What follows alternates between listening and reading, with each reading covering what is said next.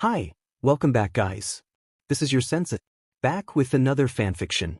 This is the first part of What If Naruto Had the Small Avatar? Now before starting, please give this video a like and subscribe to the channel if you want more videos like this. Now let's get into the fanfic. Uzumaki Naruto was mainly feeling two things right now as he kneeled in the center of a dome of ice, breathing a little heavily, tired and glad, but mostly tired. He was tired of so many things. Hiding his appearance and abilities, his feelings about who it was he had a crush on. That's right, he didn't have a crush on the pink-haired banshee, Haruno Sakura, and finally he was tired from having to both dodge various ice needles while holding himself back from actually doing something that could finish the fight. Now, the reason why he was glad was very simple. He no longer had to hold back since his teammate, if you could really call him that, Uchiha Sasuke, was no longer conscious. The broody boy had been pierced by 3 ice needles in a spot that would fake a death-like appearance. Just like what the fake Hunter Nin had done with Zabuza. Naruto chuckled and looked up at the masked figure whose image was reflected in each of the ice mirrors that the mystery person had made. The blonde-haired boy made his way into a standing position and addressed the figure. "Thanks for finally putting the team to sleep." The mystery Hunter Nin tried to feign curiosity and asked in an almost perfectly curious voice, "What do you mean? Your friend is dead." Those needles were aimed for his vital points. Underneath the mask, Haku sweated nervously, wondering if the blonde boy had noticed that the black-haired brat wasn't dead. Naruto scoffed and jerked a thumb at the Uchiha. "Please. That's the exact same thing you did with Zabuza-san. So my thanks to you, Hakusen." The black-haired figure flinched in all of the windows. "Yeah, I figured it was you back when you were gathering herbs, although I'm still not clear on whether you're a guy or girl. Anyhow, I no longer have to hold back. I wasn't sure if his Sharingan could copy my abilities, so I decided to wait and see if you could knock him out." "Would you truly use your comrades this way, Naruto-kun?" Haku asked, wondering if perhaps Naruto was different from the first assumption that had been made of him. "Haku-sen, the brat lying on the ground there, is obsessed with getting power. He thinks that because his older brother killed his entire clan means that he should be given everyone else's jutsus and strengths in order to avenge his clan." Naruto flatly told Haku, "If he even suspected I was the least bit stronger than him, then he would whine and complain to the Council of Konoha to give him more power. The sad thing is that many of the people on the council would, just to get in his good graces." Haku's head shook from side to side sadly. If only clans with bloodline limits had been treated that well in Mizu no Kuni. The masked figure conjured up some ice needles for each hand and said, "Unfortunately, Kun, the time for talking is over." Naruto closed his eyes in concentration and smiled. "I couldn't agree more, Haku-san." Haku leapt from the mirror straight towards the still-as-stone Naruto, who hadn't moved a muscle. Had Haku been paying attention, then maybe the wind coming in to swirl about the blonde would have been noticed sooner. As it was, Haku didn't and was already halfway to the blonde, arms ped back to launch the needles, when his eyes snapped open and he sprang to action. He jumped a little and launched out with a mid-air spin kick. At first Haku wanted to laugh at the stupid move that Naruto had just done, right before a burst of wind knocked the masked fighter right back into the mirror that Haku had just come from. Naruto smirked and took the time that Haku was using to catch the breath the crash into the mirror had knocked out, and brought his hands up into the ram hand seal. A quick burst of chakra and smoke formed around his body. Haku watched as the smoke dissipated and revealed a different boy than the one from before. The boy had the same blonde spiky hair as before, except it reached down to his shoulder blades, with the hair from his neck to the shoulders being tied off in a short ponytail, but now seemed to be constantly blowing in a non-existent breeze. Over a black short-sleeve shirt he was wearing an odd, dark orange padded vest that came down from his shoulders in arcs, connecting at the belt on his waist. A/N. Think Sub-Zero or Scorpion from MK, just orange.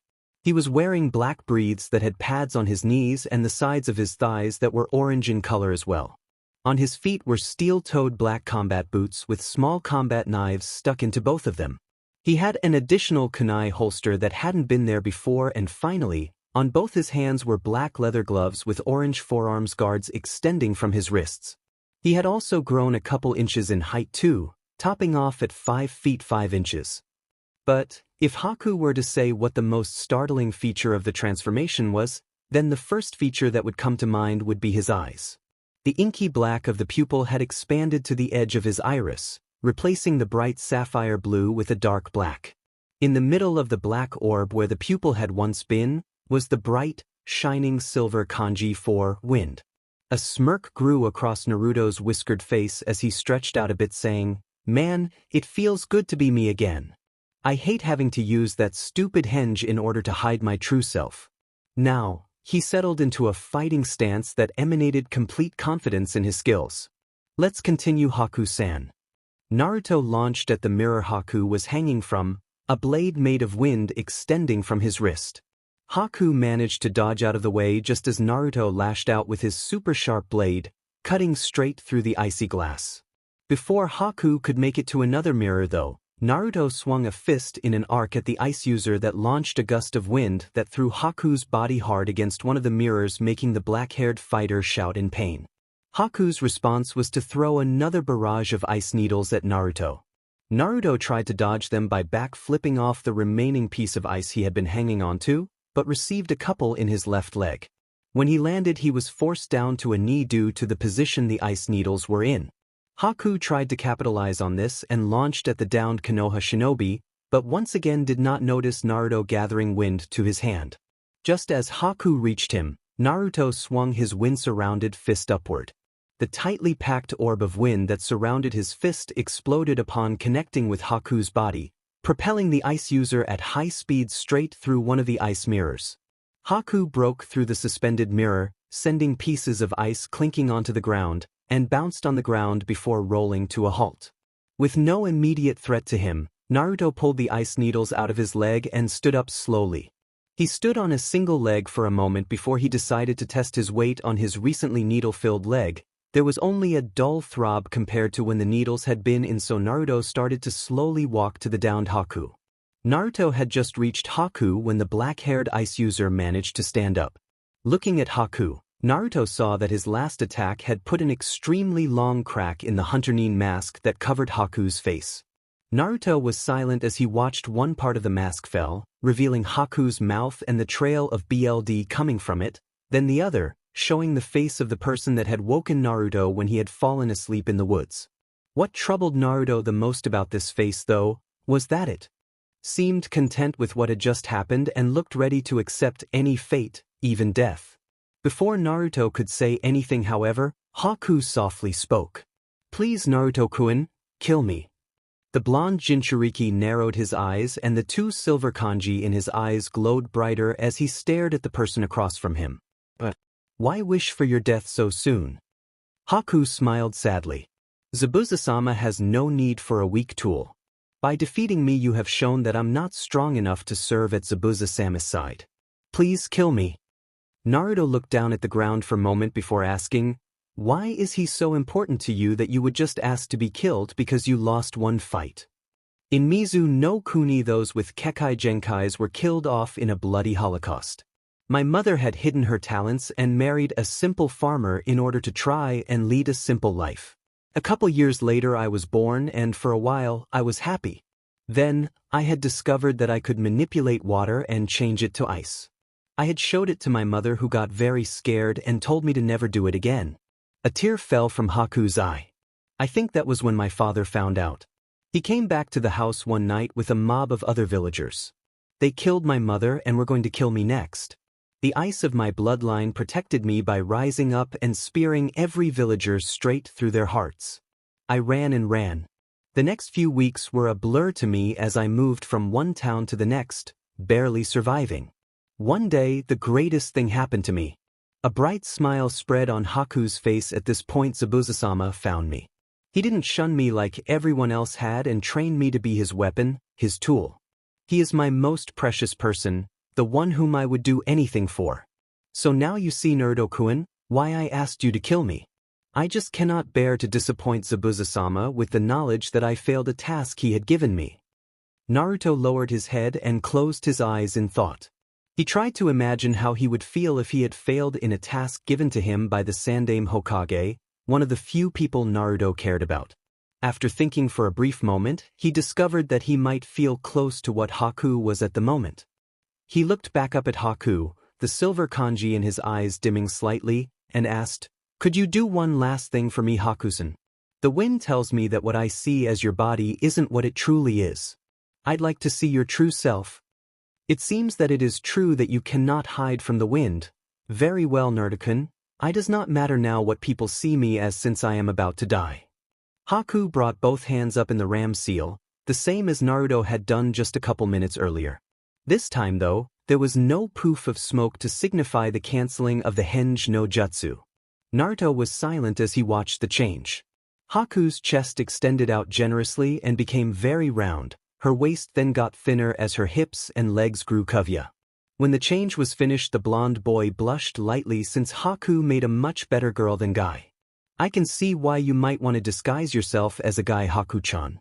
With a great figure like yours, then many of your opponents would greatly underestimate you," he complimented, drawing a blush from the girl. "Yes, that is one of the reasons. If only we had met differently, then I might have told you the other." She took a steadying breath and closed her eyes. "Please do it now, or else I won't be able to face Zabuza-sama." Naruto stared sadly at her for a moment before he brought out a kunai from one of his pouches. He looked down at it, then back at Haku's face before nodding to himself. Without pause, he whacked Haku in the forehead with the metal ring part of the kunai. The girls fell to the ground, alive but unconscious. "I'm sorry, Haku-chan, but you didn't deserve to die. I'll be right back," he said to the softly breathing girl. He quickly turned and began running to where he could sense his sensei, Hatake Kakashi, and Zabuza's chakra signatures coming from. When he arrived, he saw the Zabuza was being held in place by a group of dogs that had odd cloths with a strange symbol on them. His sensei meanwhile was holding what looked like a small ball of lightning.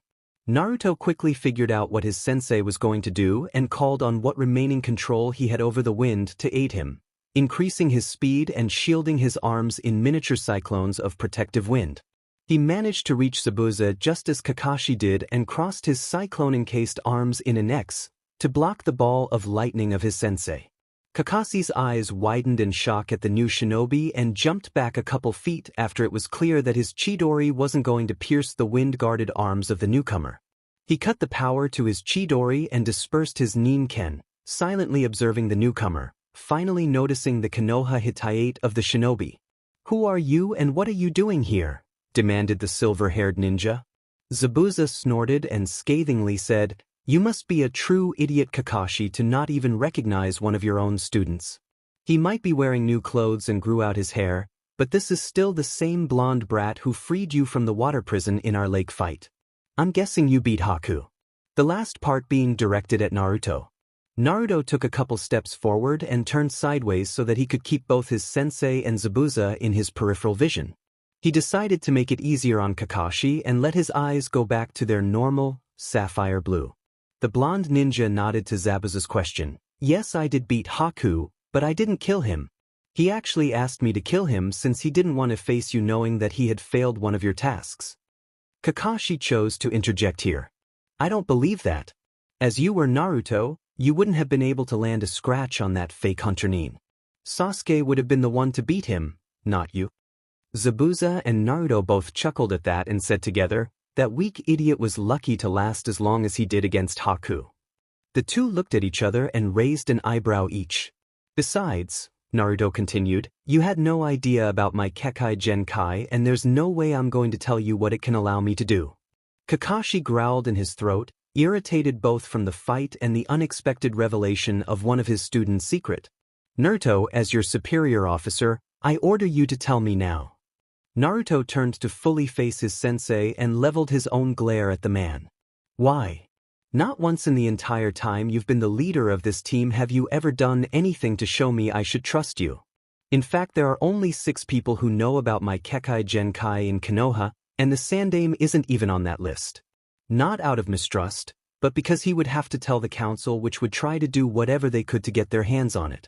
Maybe if you would occasionally try to attempt to teach me something I might trust you more. As it is, you've done absolutely nothing." Kakashi sputtered for a second before he replied, "What about the tree climbing exercise?" Naruto waved a hand nonchalantly. Already knew it. Irika-sensei taught it to me the night I became a genin. The only reason I had trouble doing here is because I had just upgraded my weights. Kakashi was struck silent at this. Everybody turned their head when they heard a light clapping coming from the edge of the bridge. The remaining mist blew away to reveal a short man with a cane dressed in a business suit standing there. Behind him was a very large group of thugs. The man sneered as he looked at them. Well, it seems like the demon of the mist is actually a baby demon instead. It looks like the three of you might have a little fight left in you, so I might as well make this easy for me. He snapped his fingers and 5 figures garbed in clothing similar to Naruto sprang up from shadows in the ground. The 5 were all in black though instead of orange, each had some sort of mask covering their mouths and bright, piercing, neon blue eyes. Naruto's eyes grew wide with worry and all he could say was, CRP. Naruto groaned as he looked over the 5 new figures. This would completely change the odds. He quickly looked over at his sensei and Zabuza to see if either one would be able to take on at least one of the black ninjas. Kakashi-sensei, Zabuza-san, I think the 2 of you should handle Gata's thugs. I'll handle the new ninjas. He told them as he moved his eyes back to the unmoving newcomers. Behind them Gata started pushing his way through his thugs to get as far away as he could and yet could still see the fight. And just why should we do that, brat? Zabuza gruffly asked him. Kakashi just nodded his head in agreement. 3 reasons. Naruto replied shortly. 1. At the moment if we were to double and combine yours and Kakashi-sensei's current chakra levels, it still wouldn't reach mine. 2. I know a little bit of how they fight, meaning that they won't surprise me as much as they would you too. And 3. They probably only agreed to do this mission when they heard I would be here. The 2 elder shinobi were silent for a moment as they considered this before Zabuza spoke. 1 half weary against 5 fresh and 2 weary against around 70 fresh. Not great odds either way considering all our chakra levels since those 5 newcomers feel like they're Chunin level. The ex-Kirinin regarded the blonde with a neutral look. Are you sure you will be able to take him, brat? Naruto nodded slightly. If not, then I'll call in some backup. Just who would you call in, Naruto? There's no one else here and Sakura's busy guarding the client. Kakashi asked of his student. That's a surprise, sensei. Let's just say it won't be anyone from any of the well-known hidden villages. Naruto cheekily replied.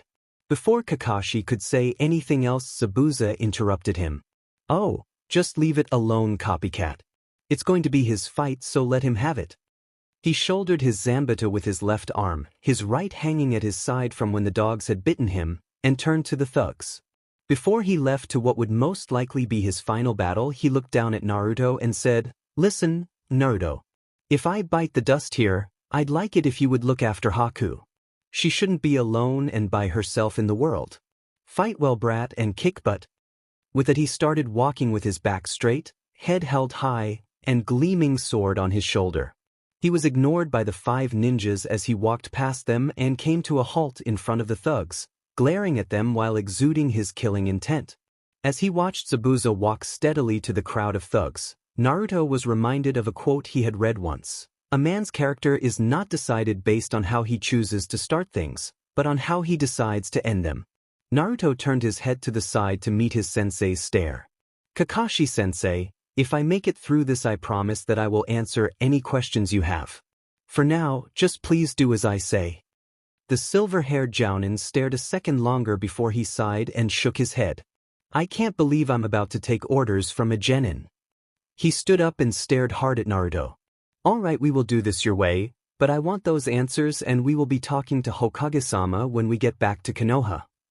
Naruto nodded his head in assent and Kakashi calmly walked over to stand by Zabuza, his hands in his pockets. He too was ignored by the 5 black ninjas.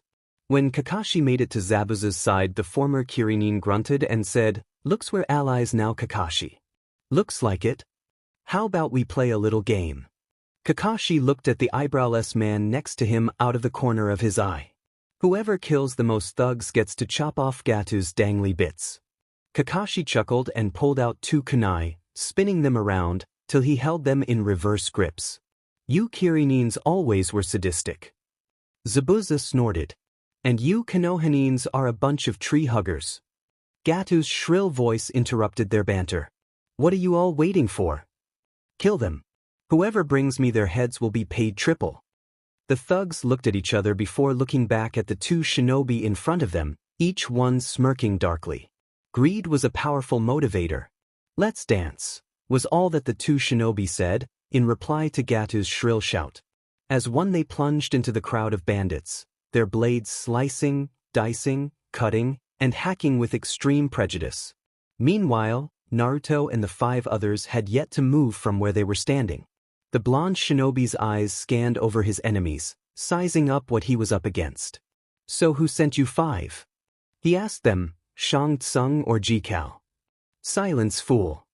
The middle one shouted as he threw out an arm. Your lips are not worthy enough to speak Lord Shang Tsung's name. Naruto smirked and said, so the egomaniac sorcerer decided to send 5 of his warriors to their deaths, huh? He closed his eyes, shaking his head sadly. That's so like him. The leftmost one suddenly charged forward shouting, shut up. Tsung-sama would never do that. Just as the foolish fighter made it to Naruto, the blonde's eyes snapped open, revealing once more the black orbs of his bloodline. Only this time, instead of the shining silver kanji, there rested the crackling golden kanji for lightning. His hair stood straight up and crackled with miniature bolts of lightning. He swept the black fighter off his feet, kicked him in the side to launch him up a bit more, and delivered a double palm move to the man's chest that also sent a quick burst of lightning throughout the man's body, sending him flying back to his companions. Idate. The one who shouted this knelt down to check Idate's pulse. After 15 seconds the man shook his head and all 4 turned to glare at Naruto, who was standing there in his fighting stance. The 4 watched as Naruto held a hand straight to his side.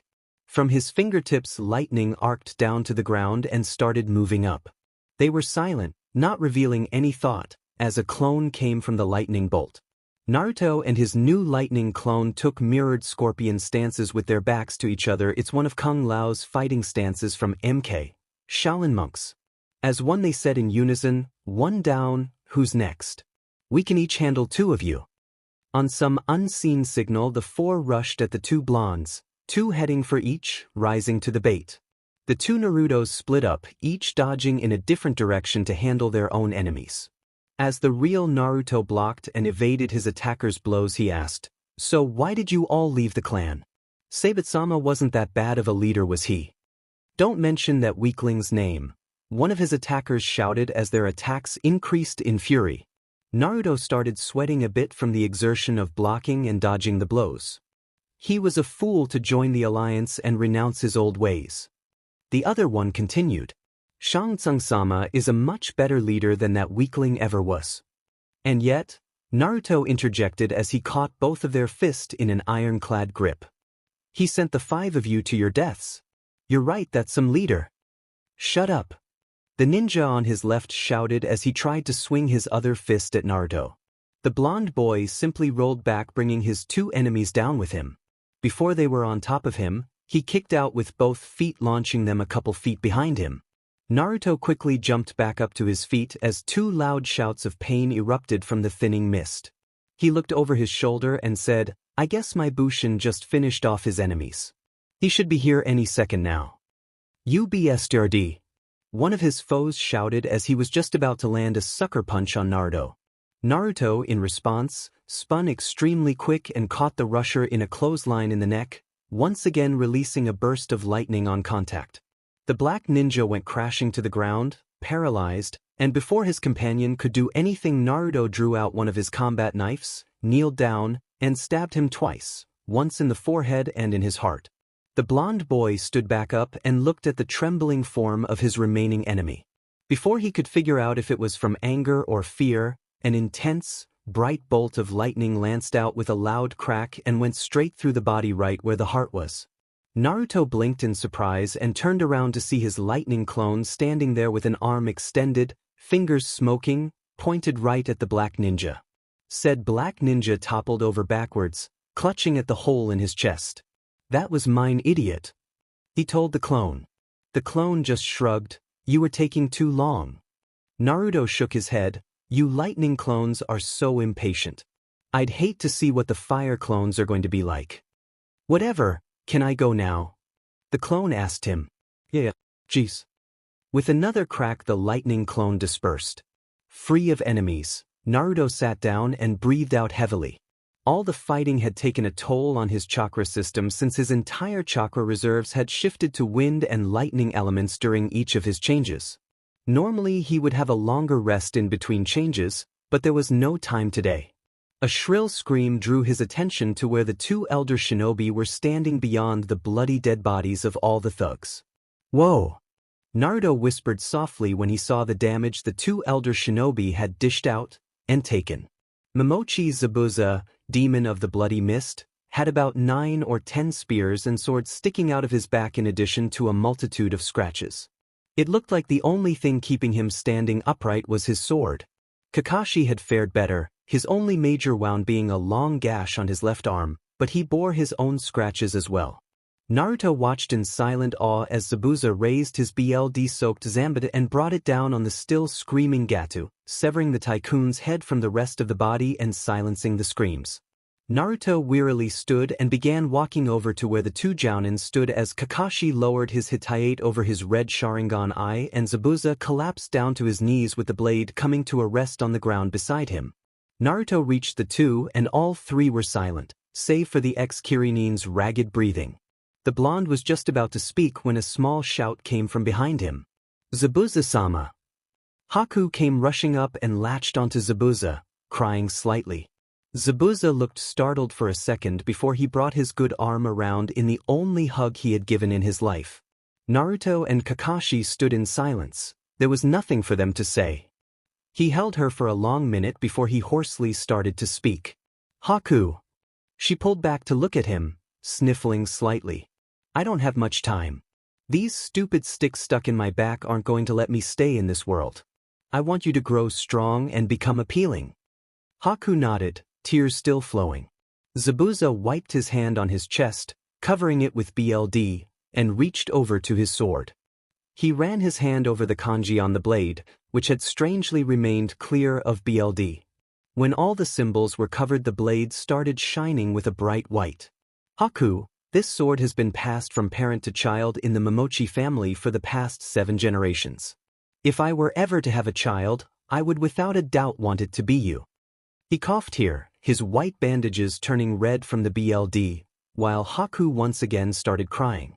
I pass it now to you, my daughter, Momochi Haku. Place a couple drops of your BLD on the blade and it will change itself to suit you. Only you will be able to use it until you decide to pass it on to your child. Haku blushed lightly at this, but did as she was told and pricked one of her fingers with a sebin needle. She held her finger over the glowing blade, letting a couple drops fall onto it. The ice user drew her hand back when the blade's color changed from the white glow to an icy blue glow. The four watched in silence, Zabuza's eyelids fluttering, as the blade shrank down in size to the length of a common katana. The blade then grew wavy, like a slithering snake, and the handle twisted, becoming a spiraling spike. The glow died down to reveal that the Zambada had changed to crisp blade, the metal an icy blue like the light had been.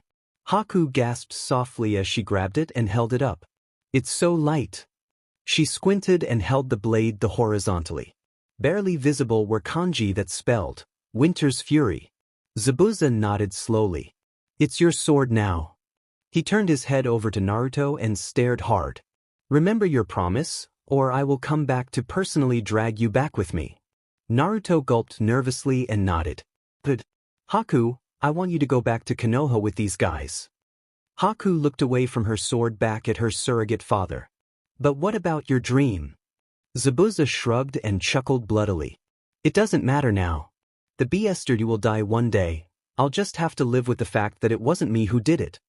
His breathing slowed down and eventually stopped. Haku choked back a sob and gently laid down Zabuza before she started removing weapons stuck in his back.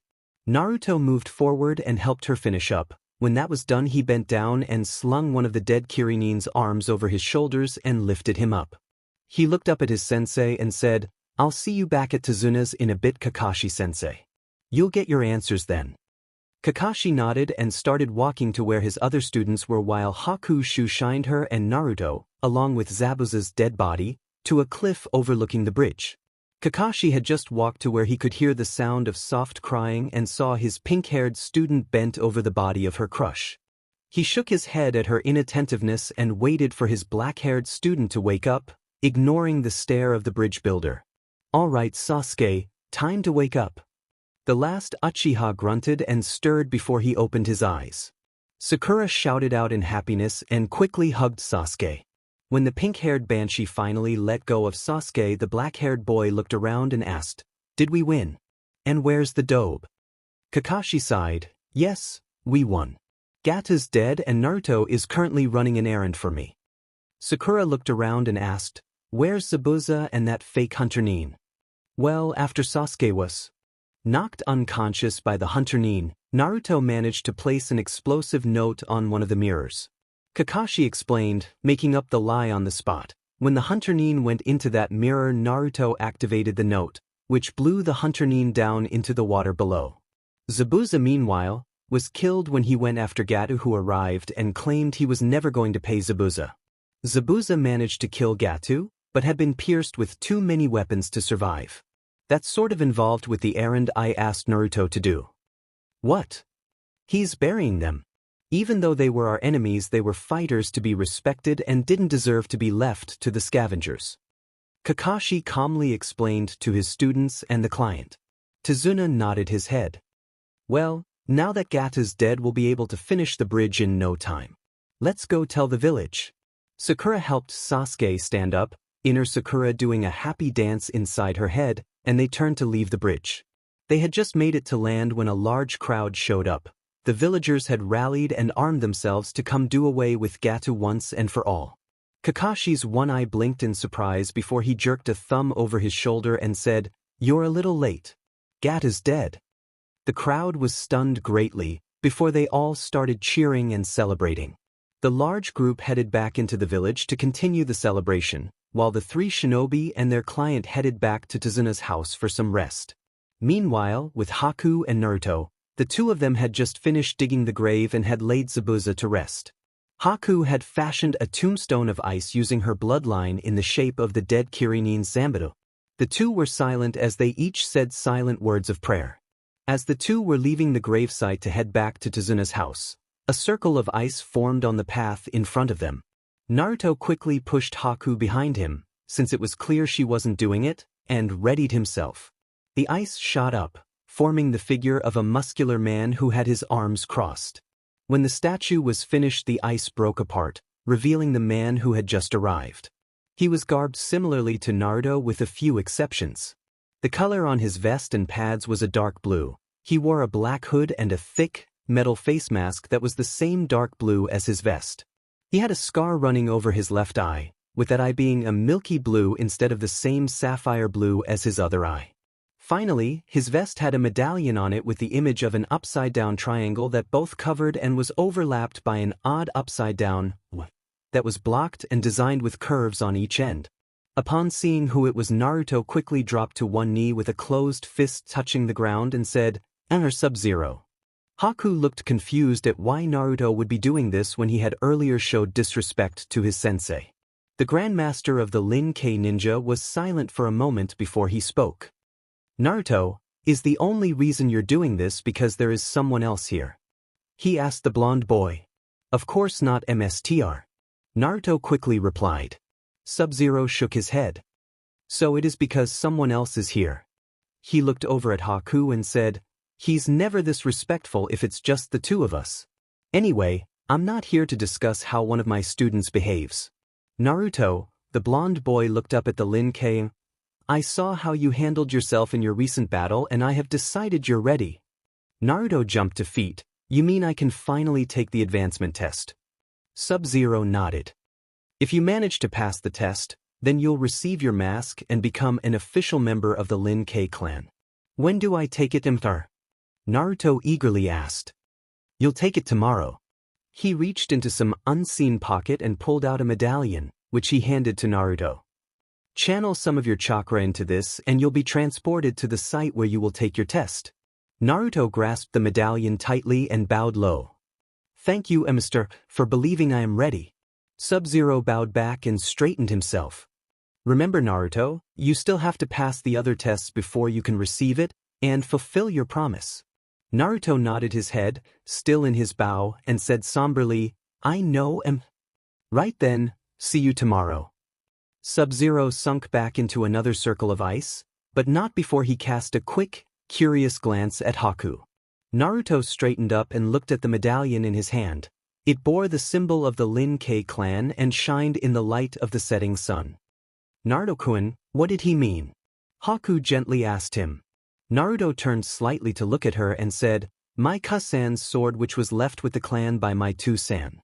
The promise is one that I made a long time ago to someone very important to me.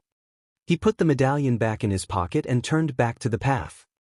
Now come on, let's head back to the old drunk's house. Haku was silent as she followed him down the path. When Naruto and Haku arrived back at Tazuna's house, they found Kakashi sitting at the table sipping a cup of tea and still managing to keep his lower face hidden. The masked Cyclops tilted his head at the spot across from him, gesturing for Naruto to take a seat there as he said, Come sit down. Tsunami-san brewed some tea just now, it's quite delicious. Sasuke and Sakura are resting upstairs at the moment as well as Tazuna-san's family, so we don't have to worry about being overheard. Naruto silently took his seat with Haku sitting down on his left, her icy blue Chris sword being laid down on the floor beside her. The two each accepted a cup of tea from Kakashi, nodding their thanks. The three of them were silent before Naruto sighed. All right, Kakashi, I promised you answers, so go ahead and ask your questions. Are you sure you want her to hear all this? Kakashi asked, tilting his head slightly to indicate the ice user, seemingly not affected by the lack of sensei. Right now, I trust her more than I trust the Team King or the Banshee Queen. Naruto replied stonily. At his side, Haku snickered lightly. But they're your teammates, Naruto. Surely they deserve some level of trust. Kakashi said incredulously. Naruto snorted at that. Oh sure, Scarecrow, I trust them. Kakashi began to look relieved until Naruto finished his statement. I trust them to always hate my guts. Hataki-san, even with the Sharingan you sure are blind. Kakashi's visible eye narrowed a bit. It can't be that bad. Oh sure, so long as I don't do anything that threatens Sasuke's superiority and say anything bad about him, or even show him up, then everything is just peachy between the three of us. Naruto said sarcastically. Maybe if you actually spent some time with your genins that you are supposed to be teaching, then maybe you might get a clue. As it is, you barely have taught us anything at all, although I think you might be secretly teaching the Emo King up there and leaving me and Pinky in the dust. I have not been teaching Sasuke secretly. Kakashi denied. That's the only thing you're going to deny? Naruto asked with a raised eyebrow. So I guess everything else I said is true.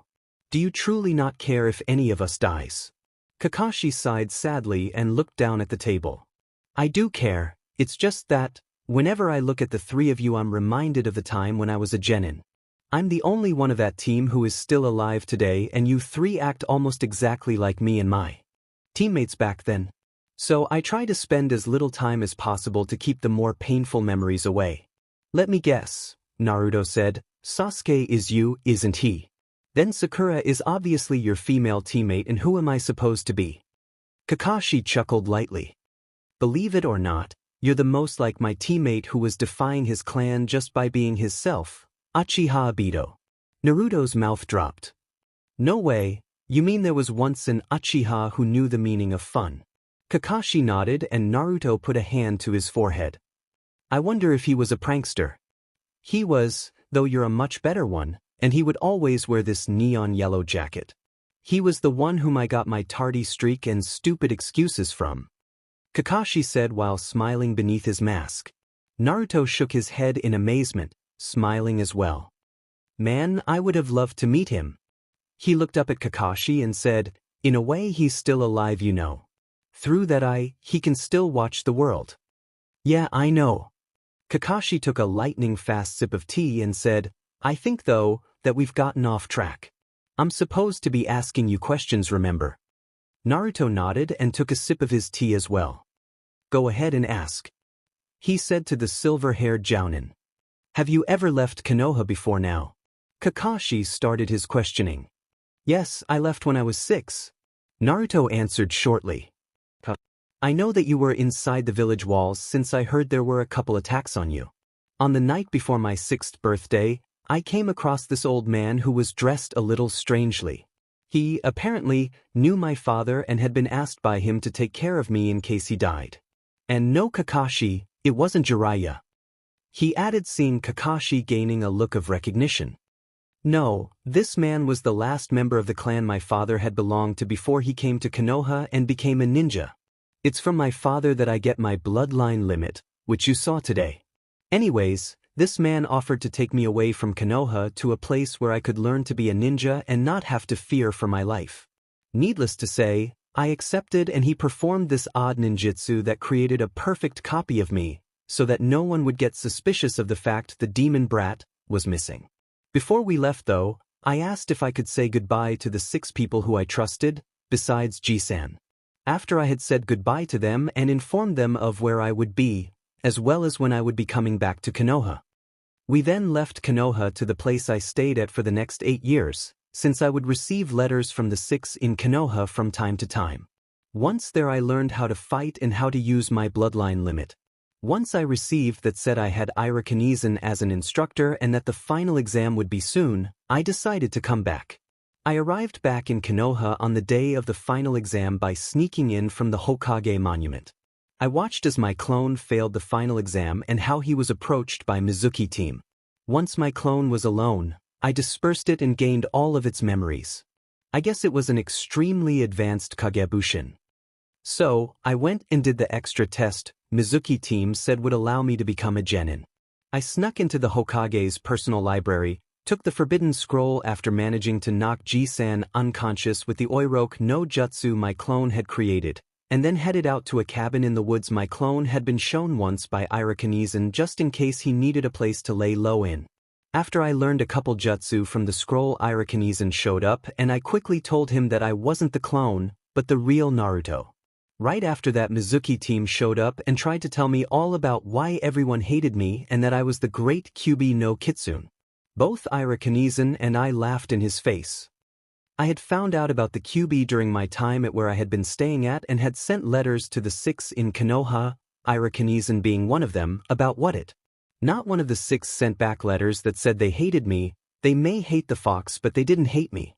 Anyways, Mizuki team decided to attack us by throwing a large shuriken at the 2 of us. We both dodged the metal star and I decided to end it quickly. I used one of the jutsu I had just learned from the scroll, Kagebushin no Jutsu, and pounded Mizuki team into a bloody pulp.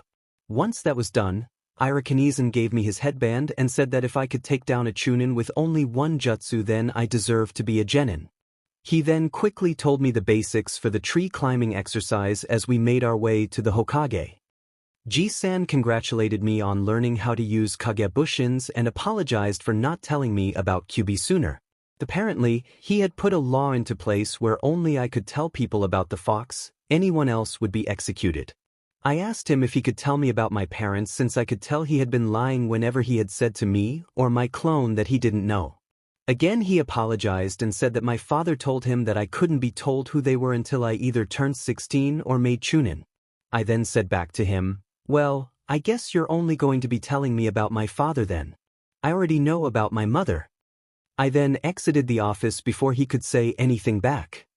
Then came the day when we were assigned teams and you know the rest. Naruto said, finishing his long explanation. He picked up his teacup and finished off the last dregs of it before pouring himself some more. Haku, meanwhile, was sipping her tea off to the side since she had been told most of this when her and Naruto were digging Zabuza's grave. So you know who your mother is, but not your father? Kakashi asked after a moment of silence.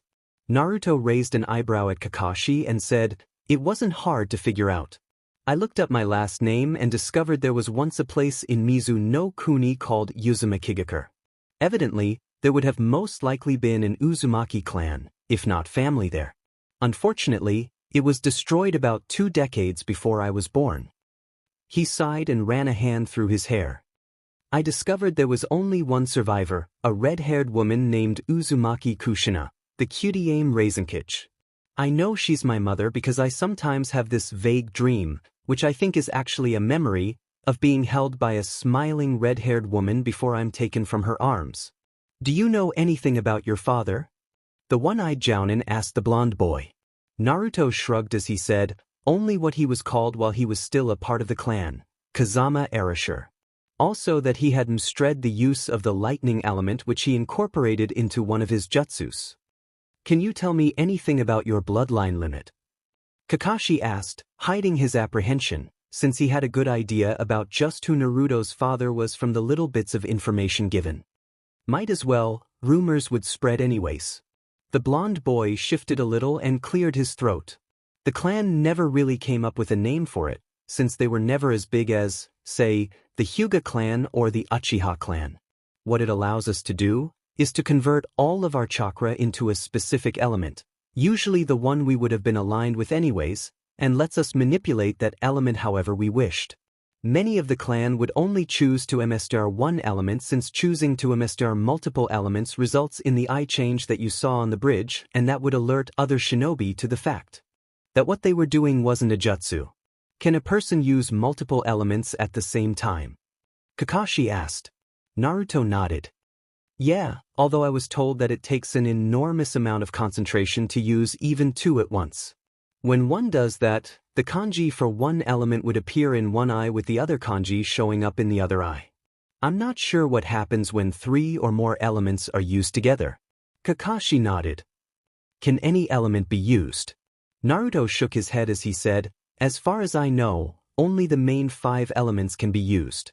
But there is a legend in the clan about how every few generations there would be one who would be able to use the elements of light and darkness. This one would have to experience the best and the worst of life before he could use them though. He shrugged before finishing. As I said, it's a legend only, there's never been record of anyone in the clan being able to use those 2 elements. It's an impressive bloodline nonetheless. Kakashi stated. Yeah, and it could make my life very annoying should the council find out about it. Naruto sourly said. Kakashi just nodded his head before he asked, are you going to put your henge back up when we make it back to Konoha? Nah, like I said before, the rumors would spread anyways. The time is past for hiding who I am, he said to the silver-haired Cyclops. He then asked, how long are we going to be staying here before we head back to Konoha? Kakashi sighed and said, well, I've told Tazuna-san that we would stay here until the bridge is completed, just in case bandits or something like that try to interfere with its building. What? There's something important I have to do tomorrow. It won't take long and I should be back before the day is over with. It's clan business, Naruto said. Kakashi was silent as he stared at Naruto before he sighed and asked, you're sure you'll be back before tomorrow is over? Naruto nodded. Yeah, I'll be back before sundown, unless I get assassinated or something, he said jokingly at the end. Alright, but make sure you leave before Sasuke and Sakura wake up. I'll tell them they can take the day off since you're guarding the bridge, Kakashi said resignedly. Thank you, Kakashi-san. I'll take Haku with me, so you won't have to worry about explaining anything to the others about her yet, Naruto said, tilting his head in Haku's direction. A silence descended upon the three since Kakashi had used up all the questions he had planned on and Naruto just had nothing more to say to him. All of a sudden Kakashi asked, so, are you and Haku-san here getting together? Both Naruto and Haku spit out the tea they had been drinking, spraying the silver-haired Cyclops with the brown liquid. Sunrise the next day, Naruto, Haku, and Kakashi stood outside as the three silently watched the sunrise over the horizon on the cliff where Zabuza was buried. After a couple minutes, Kakashi turned back to the path and walked back to Tazuna's house, reading from his little orange book. When he was gone, Naruto turned to Haku who had managed to fashion a holster for her crisp blade on her back that would allow her to draw it without destroying the holster and asked, so Haku-chan, do you mind me asking what the other reason was that you had for disguising yourself as a guy? Haku shook her head. No, I don't mind, but promise you won't laugh, okay? Naruto nodded seriously. Haku sighed before she continued. The other reason that I disguise myself as a guy is, well, Because it makes it easier to flirt with other girls. Wait. Naruto interrupted. So does that mean Yora? He trailed off, not wanting to make it seem like he was mocking her or anything like that. A lesbian. Yeah, I am.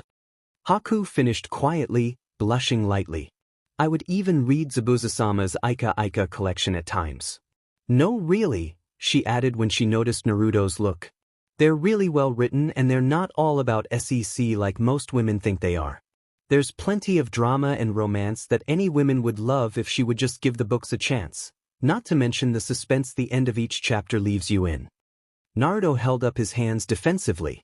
Hey, I never said anything about them. I know all about what's written in them anyways. Huh, what do you mean Naruto-kun? Haku asked curiously. Naruto scratched the back of his head as he said, the author of the books is my godfather, so he sometimes lets me look at them before they would come out to see if they were any good. It was sort of like I was his free test reader or something like that. He shrugged. I could introduce you to him the next time I meet up with him, just be careful when you do meet him, Haku-chan. Naruto warned. Why? He'll try to spy on you while you're in the hot springs, or relaxing in a bathing suit somewhere, and try to put you into one of his books. Naruto said with a straight face. He's a super pervert. Haku put a finger to her chin and thought. Well, so long as he made the character he based on me have a lesbian relationship, I guess I might not mind. Naruto shook his head in amazement. Wow, this is the first time I met a woman who wouldn't mind being in Erosenen's books. Not even Anko-nichan and Kurenai-nichan wanted anything to do with those books, and they usually don't care about that kind of thing. What do you mean? Haku asked him. Well, Anko-nichan and Kurenai-nichan are lesbian girlfriends. They usually kiss in public, hold hands, and sometimes Anko-nichan does a little JRPG on Kurenai-nichan. She told me once that she likes the little squeak Kurenai-nichan makes whenever her butt gets grabbed. Naruto explained with a smile and chuckle. Haku giggled and asked, are they the only lesbian couple in Konoha? They're the only one that I know of. There might be other couples, but those two are the only ones who are open about it. Naruto answered. He looked over to the rising sun and said, I think we should be going now. I'm not sure what I'm going to be doing for the test, so it's best I get there as soon as I can. Haku nodded as Naruto drew out the medallion Sub-Zero had given him the other day. Haku placed a hand on his shoulder as Naruto began channeling his chakra into the metal disc, making the gold shine with a sapphire light.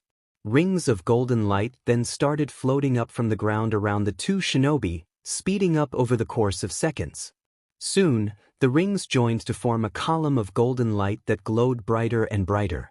The two disappeared from the cliff in a brief flash of gold light. Scene change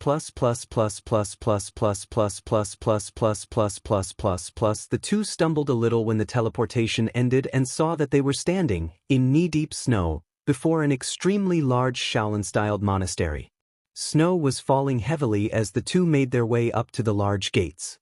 When Naruto and Haku reached the gate, two lifelike and life-size ice sculptures that had been located on either side of the entrance shattered and were replaced by two men who were dressed similarly to Sub-Zero. Halt! The two said together. What is your business here? Naruto snorted and stepped forward as he said, Geez, I guess it didn't take long for people here to forget about me, did it? The one on the right lowered his guard and said, Naruto-san, welcome back. Grandmaster Sub-Zero left word to expect you. I'll go let him know you're here. You should head to the arena now. With that, he disappeared in a poof of blue smoke. Naruto turned to the other guard and asked, The arena? But won't the others be practicing there? The guard shook his head. Not today. It's going to be used for your acceptance test. Ah. Naruto intelligently replied. He looked back at the black-haired girl, who didn't even seem to be shivering in the cold weather, and gestured his head towards the entrance. Well, let's get going, Haku-chan. Haku just nodded as she followed the blonde boy into monastery. For a while, the two walked in silence with Naruto leading the way and Haku simply taking in all the sights of the monastery. One sight in particular, which was causing her to have a slight nosebleed, made her ask, Naruto-kun, why do all the females here wear next to nothing? Indeed, the one with the most clothing on she had seen was wearing a skin-tight leather jumpsuit that had a V-cut all the way down to the girl's belly button. With a smirk that Haku couldn't see, Naruto said, "Less clothing means less noise is made when the person is sneaking about. Plus, it serves to distract any male that they happen to fight when they're on a mission. Do any of the men in here, try to grope the women?" Haku asked when she saw a girl who was only wearing a vinyl BR, thong, and thigh-length boots walk by. No, not even when a guy and a girl are sparring against each other. Naruto replied as he turned a corner. "Why not?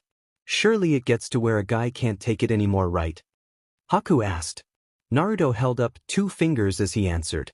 2 reasons. 1. The girls here are more than able to take care of themselves and would most likely castrate those that might try. And 2. Naruto was interrupted by a female voice that brought him to a complete stop. Once they reach the age of 17, a guy and a girl can get together. The blonde baka here forgot that little rule though when we met. The voice said, amused. Haku turned to look at the source of the voice while Naruto didn't move at all. The girl leaning in the doorway had bright sea green hair that flowed all the way down to the small of her back, with her eyes being the same color. Her lips, were they not covered by a bright sea green face mask, were also a bright sea green. Notice the theme yet. Her shirt, which was once more bright sea green, came down to her waist and seemed to fit like a second skin and accentuated her assets, while the sleeves stopped at the middle of her biceps. She was wearing bright sea green gloves with a black line running from the tip of her middle finger to the end of the glove that stopped at the middle of her forearm. She wasn't wearing any shorts or briefs. Instead, she had a bright sea green cloth with a black trim that hung down her front and back, which shielded the sea green thong she wore from view. Bright sea green vinyl boots came all the way up to the middle of her thighs, where 2 long knives were strapped to her legs. Finally, hanging around her neck was a silver medallion that depicted a soaring eagle. She walked over to Naruto, who finally turned to face her, and slapped him. That was for leaving without saying goodbye. She then pulled down her face mask and turned Naruto's head to look at her. "And this is for being back." The green-haired girl began to make out with the blonde boy, who wrapped his arms around her waist while she wrapped hers around his shoulders. When the two broke apart, the girl turned her head to Haku and asked, "Who's this?" Naruto cleared his throat and said, "This is Momochi Haku. Haku-chan, meet my sort of girlfriend, Mizukiko Liana." The 2 girls shook hands while Liana raised an eyebrow and asked, "Haku-chan, does this mean I'm going to have some competition for Naruto-kun's affection?" Haku smiled and shook her head. "Not unless he turns into a girl. I'm a lesbian, you see." Liana smiled back and said, "So this place must be like heaven to you, huh? All these CC girls walking around, near naked, must be driving you crazy." "Oh, you have no idea, Liana-san," Haku said with a small sigh. "Hey, Liana-chan," Naruto asked. When the girl looked back at him, he continued, "Do you think you could take Haku-chan to the arena? There's something I need to grab from my room real quick before I go take the test." Liana shrugged. "Sure, why not?" Before the boy could leave, she planted one more kiss on his lips. With a small smile, the blonde took off down the hallway. Liana looked back at Haku and asked with a small smile as she pulled her mask back up, "I'm not going to have to worry about you trying to pinch my butt as we walk, am I?" Haku smirked back and teasingly said, "No promises." The 2 girls giggled as they started walking down the hallway together. After a couple minutes of walking, Haku asked, "So, what did you mean when you said that Naruto forgot that little rule, Liana-san?" Liana glanced at her out of the corner of her eye and said, "Naruto-kun and I met about 2 years ago during a sparring session. It was pretty much love at first sight for both of us." She stopped at the end of the hallway and leaned her back against it before she continued, "So we kept meeting in secret and kept our relationship a secret from everyone. Neither of us could really wait until we had turned 17 to get together." She sighed a little sadly and paused. "So what happened?" Haku asked. If a relationship where the participants are below 17 is discovered right when it starts, the 2 teenagers are usually given a stern reprimand to wait a couple more years, and usually that works. However, if the relationship discovered has been going on for a long time in secret, then something harsher is done. Liana explained. Haku brought her hands up to her mouth and asked, You mean you and Naruto? Liana shook her head. No, even though we had been together for a little over a year, we weren't punished. Naruto made some sort of deal with the head ninjas, one he still hasn't told me about yet. All he said, when he came out of the chamber, was that while we could still be together, we couldn't be excessive about our relationship. For good reason. A woman's voice said from around the corner. The woman who walked around almost made Haku faint with a nosebleed. She had black hair that was done up in a ponytail and a pink veil covering her mouth. On her well-endowed torso was a top that just covered her nipples. She was wearing a black thong with a short pink cloth covering her front. Liana bowed as she said, Melina-sama. She straightened back up and asked, What do you mean? Melina smirked underneath her veil and said, If you knew what the deal consisted of, you probably would have went and accepted the punishment, regardless of what your boy might say to stop you. Can you tell me what that is? Liana asked. Melina shook her head. Sorry, Liana. Reptile forbade me from say anything, as is Jade. She smiled and tipped her head in a random direction as she said, You better get going though if you want to see your boy in action. With that, she turned and walked away with Haku following the sway of her round rear until she was out of sight. Liana shook her head before she noticed Haku's stupor. She waved a hand in front of Haku's face before she tried snapping. When that didn't work, she sighed and raised a hand, then brought it down on Haku's butt. The ice user let out a loud eep as she snapped out of the trance. She turned to glare at a smirking Liana and asked while rubbing her sore rear, Why'd you do that? You were in a stupor. After seeing Melina-sama's butt. You weren't reacting to the world, so I decided to do something that might bring you back to Earth. Liana said nonchalantly. Well, you didn't have to slap my butt so hard. Haku grumbled as she continued to rub her butt. Well, maybe you should get more used to seeing a woman's naked body. Liana countered. Seriously, you won't get anywhere as a lesbian if a bare butt freezes you up. To be honest, this is my first time seeing women who reveal so much of their bodies. Haku said in a small voice. Liana tilted her head to the side as she asked, You mean you've never been in a woman's only hot spring before? Haku shook her head. No, Zabuza-sama kept us on the move too much, and he thought I might get recognized if I ever went into someplace so public. So, do you know about the birds and the bees? Liana asked. Haku smiled lightly and said, Aika Aika Paradise. Ah. Liana looked down a hallway and seemed to think about something for a minute before she looked back at Haku and jerked her head to the right. Come with me for a quick second, there's something I want to show you. She started walking back down the hallway that the two had just come from. But what about Naruto-kun's test? Haku asked as she followed. Don't worry, they'll sound a gong when they want everyone to gather at the arena, and where we're going isn't too far. Liana assured the black-haired girl. As if to prove her point, she turned into the doorway where Haku had first seen the green-haired girl. Haku followed Liana through the door as the green-haired girl waved out an arm as she said, Welcome to my room. It was a simple room with a normal bed, a desk with a comfortable chair, a sea green beanbag chair, a closet, a dresser, and on a nightstand next to the bed was a small picture of Naruto and her wrapped in each other's arms, sharing a tender kiss. Liana walked over to a spot on the wall where an odd symbol lay carved into one of the bricks. She placed her fingers in the grooves of the symbol and turned it to the left. There was a click, and the brick popped out of the wall. In the space left by the brick's removal was a stack of magazines. The green-haired girl pulled one out of them and tossed it to Haku as she said, Here, take a look at this.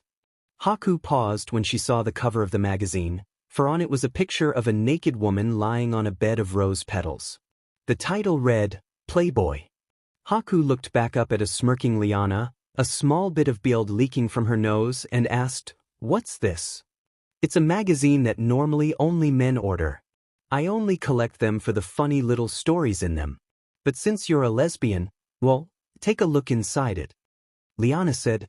Haku did so, right at where the magazine featured pictures of CC women in varying stages of undress. The black-haired girl noticed that one of the pages seemed folded into the center of the magazine and pulled it out, her eyes widening as more blood leaked from her nose. On the centerfold were two women pressing their bodies up against each other with their hands resting on the other's hip. You can have the rest of them if you want. Liana's voice shook Haku out of La La Land. The black-haired girl looked up and saw that Liana was holding a scroll in her hand. I finished reading all the stories a while ago. It took Haku a moment to answer before she nodded. Yeah, sure, she said a little breathlessly. Liana smiled and unrolled the scroll on her bed. She quickly painted a symbol on the paper and piled all the magazines, including the one Haku handed back to her, on top of it. She did a couple hand seals that looked odd to the ice user and placed her hands on either side of the magazines. In a poof of smoke, the magazines disappeared into the seal. The green-haired girl rolled the scroll back up and tossed it to Haku, who mumbled her thanks. The two then set off for the arena, finding a seat close to the section where the head ninjas would sit just as the gong rang. As they waited for the rest of the monastery to file into the arena, Liana turned towards Haku and asked, "So where are you originally from?" "I was born in Mizu no Kuni on a small farm. I lived there for about 5 to 6 years before my father led a mob to the house and killed my mother. I then killed him and the mob using my bloodline limit." Haku said, "What does it let you do?" Liana asked. "I can manipulate water and turn it into ice, which I can also control." Haku explained. She then breathed into her hand, the mist condensing into a many-pointed star. "Cool," Liana said, and then put a hand to her masked chin in thought. "You know, that sounds a lot like our cryomancers here at the monastery. What was your mother's name?" "Yes, I would like to know that too." A male voice suddenly spoke up from behind the two. The two girls turned around and saw Sub-Zero standing behind them with his ice arms crossed. "Mstr Sub-Zero," Liana said. Haku was silent for a moment before she answered Liana's question. Her name was Kumiko Lilith. Sub-Zero grunted, "So you are her child after all." Haku looked up at the Grandmaster of the Lin-Kei as she asked, "Did you know her?" "Know her? She was my half-sister," Sub-Zero said. Haku's mouth dropped before he continued, "I'd say about a couple months before you were born she had sent me a letter that she was about to give birth to a girl. Why didn't you come to get me then? Did you even know she had died?" Haku asked. Sub-Zero shook his head. "I only found out she had died when she didn't send her annual 6-month letter. By the time I got down there, you were already gone. But your ice spikes were still standing though," Sub-Zero explained. "If you want you can stay here now that you know," he offered. Haku shook her head and said, "No thank you. As tempting as that is, I'm going to be going to Konoha with Naruto-kun." "Naruto-kun?" Sub-Zero repeated. He looked over at Liana and said, "Looks like you got some competition." Both Haku and Liana shook their heads and said at the same time, "She's a lesbian." "Oh." Sub-Zero nodded his head to the two and left to go sit down. After a while, the stands filled up and were full of chattering students of the monastery. Suddenly, with a great creaking noise, one of the gates began lowering down into the ground. Once it had completely lowered, Naruto walked through and the girls noticed something that had not been on him when he had left the two for his room, a pair of kodachi in an X on his back. The chattering died down as Sub-Zero stood up and walked to the edge of the head ninja's seating area.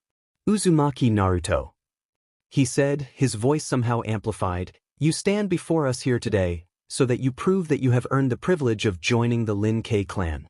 Are you ready to face what lies ahead for you?" Naruto simply nodded, not trusting his voice at the moment. "Very well. To your left and right are 2 doors, each one has a challenge behind it. You need only complete one of the challenges and return here," Sub-Zero explained. Naruto bowed and started walking to the left door. Before he could open it, Sub-Zero's voice came once more. "Know this, Naruto-san. You are not permitted to use your elemental manipulation while undertaking the challenge," the Grandmaster said. Naruto paused for only a second, before he opened the door and stepped through. Suddenly 2 large crystals rose up from the floor of the arena. They glowed bright and a large image appeared in between the 2 crystals that showed Naruto looking around at his surroundings. His test had begun. Naruto looked around at his surroundings with a grim face. He remembered back when he had seen another student go through what he was doing now. The student had chosen the same door Naruto just walked through, and a creature out of the many that waited in the labyrinth had killed him. Actually, come to think of it, he had never seen any of the other students who had hoped to gain acceptance into the Lin K clan ever use this door aside from the one he had seen killed. The blonde shinobi noticed a plaque on the wall on his left and quickly moved over to read it. Enter stranger yet take heed, monsters wait along the way. Great renown is yours if you succeed, but should you fail death is your pay. Resting in these walls is a sword, its blade rusted and hilt broken. Find this blade and speak a word, to receive a great token. Naruto looked up from the plague down the hallway. So he had to find a rusted sword with a broken hilt? That shouldn't be too hard, provided he isn't killed. Suddenly the blonde heard a growling coming from the end of the corridor and drew out his unique twin kodachi. Naruto had forged these himself a couple years before his return to Konoha. However, unlike normal kodachi, which were straight, his were slightly curved like a scimitar. They also had several seals carved into the blades. One was to keep them from rusting, another was meant to keep them ever sharp, and the final was designed so that they would vibrate at great speeds, which allowed the blades to be more effective in slashing, slicing, and piercing his enemies. The blonde slowly walked toward the end of the hallway, the growling increasing in volume as he neared the end of the corridor. Before he made the turn though, a large snow yeti launched itself from around the bend at the blonde with a loud roar. The blonde ducked under the wild swing of one of the yeti's arms, stepped forward, channeling his chakra into the seal on his blade that set it vibrating, and lopped off the yeti's arm.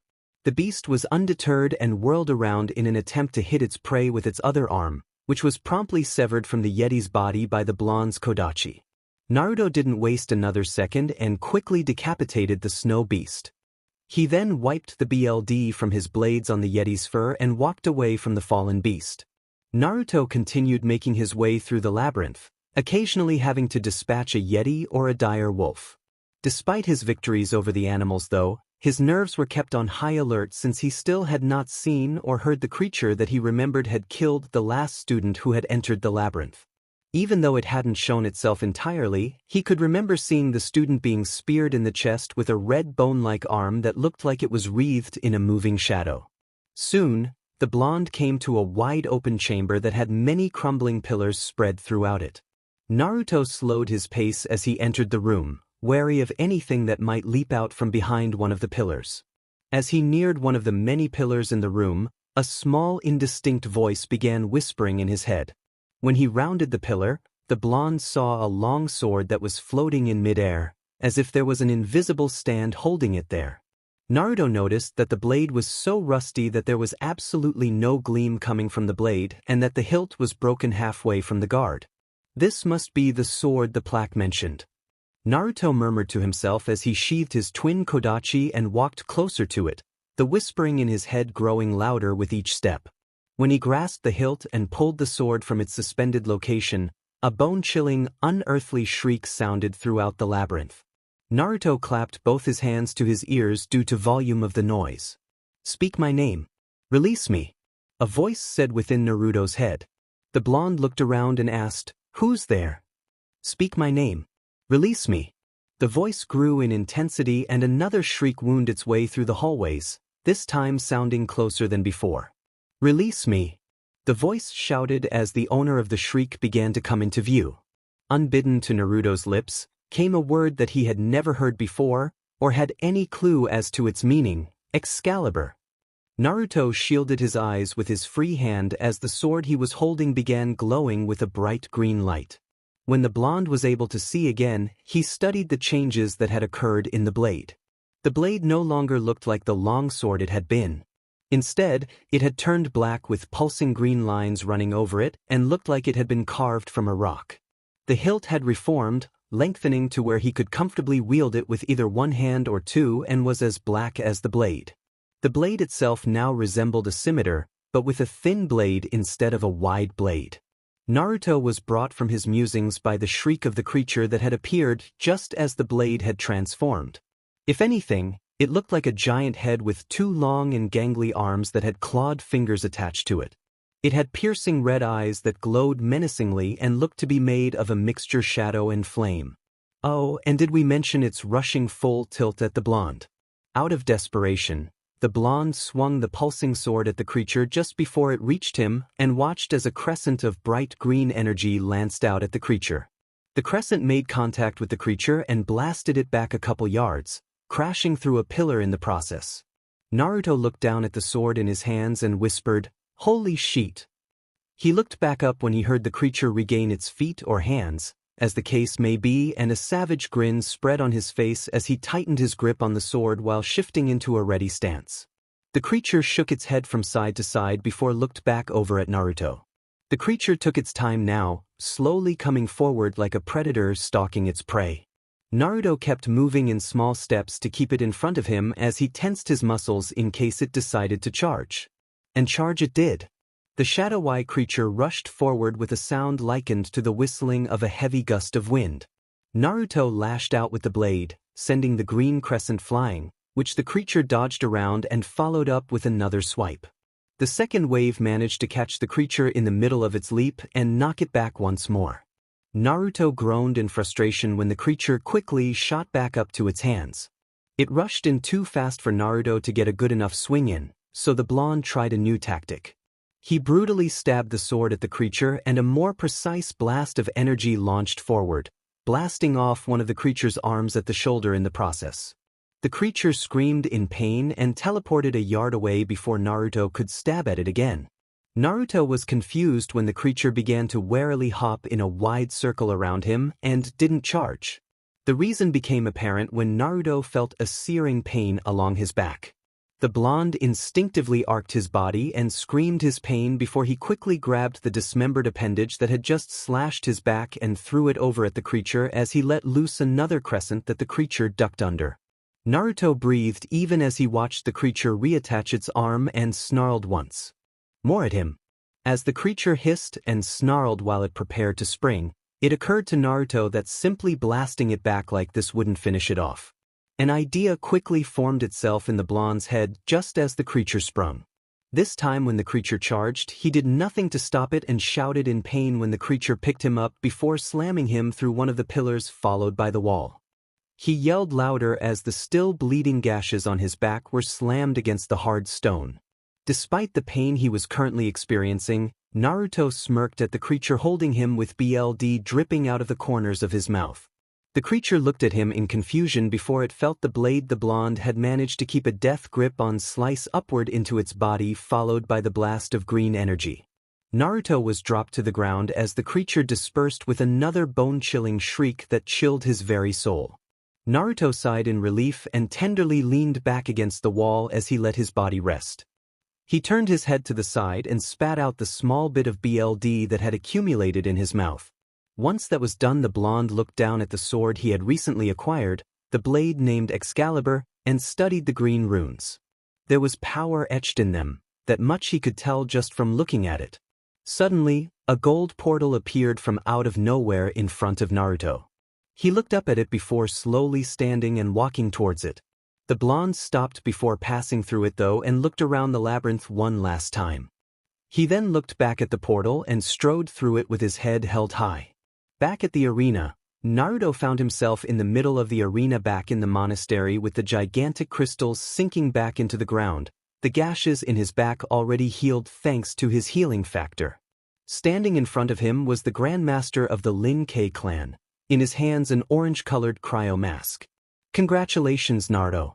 You have succeeded where many before you have failed, and you got a little something extra out of the experience as well," Sub-Zero said. He held out the cryo mask to Naruto as he continued, "Take it and wear it with honor, for you now are a part of the Lin K clan." Naruto accepted the mask and placed it over his mouth. The special properties of the mask would ensure that it wouldn't fall down once he removed his hands. He then angled himself so that his left arm was closer to the Grandmaster. Sub-Zero held up a small knife before he carved into the blonde's skin the Lin K clan symbol. While the wound was still fresh, the Grandmaster moved his palm close to the wound and began freezing it over. Once he was done, he held up the arm that just received the symbol, and the students in the stands cheered at the induction of their new clan member. After his arm was lowered, Naruto bowed to Sub-Zero and said, "Thank you, Grandmaster. I will do my best to not let the clan down." Sub-Zero bowed back and Naruto walked out of the arena with Excalibur still clutched in his hand. Once the blonde shinobi had walked for a while into the hallway, he stopped and leaned against one of the walls before he removed his cryo mask and attached it to his belt. He then looked at the sword in his hands while thinking of where he could put it. Suddenly, in a small puff of green smoke it vanished. Naruto started in surprise and looked around wildly for a moment before he noticed a detailed tattoo of the sword on his right forearm. He calmed down and focused on the tattoo. After a couple seconds the sword appeared back in his right hand with a small puff of black smoke. Naruto focused this time on making it go away and the blade disappeared, the tattoo of it once more forming on his forearm. "Sugoi," the blonde whispered to himself. "Naruto-kun." Naruto had barely looked up when Liana crashed into him, mashing her lips together with his. They stayed like that for a full minute before they pulled back from each other. When he was able to see his girlfriend's face, he noticed tear tracks running down her cheeks. "You dumb baka," Liana muttered as she leaned her head on his chest. "Don't ever do that again, you could have been killed." Naruto just slowly rubbed her back as he said, "Could have been, but I'm not, and I don't plan on dying for a long time." The two fell silent as they basked in the feeling of being there for each other as Haku arrived but, upon noticing the moment the two were sharing, waited around the corner. "So," Naruto began, "when are you coming to Konoha?" "Ka-san talked it over with the Hokage and I'll be arriving with the team the monastery is sending for the Chunin exams a week before they start. In exchange for Konoha's alliance with us, I'm to become a shinobi of Konohagakure," Liana answered. Naruto pulled back a little and looked down at her as he asked, "Really? They're letting the monastery enter the exams?" Liana nodded. "Officially we're the representatives for Yukigakure, since we are in Yuki no Kuni after all.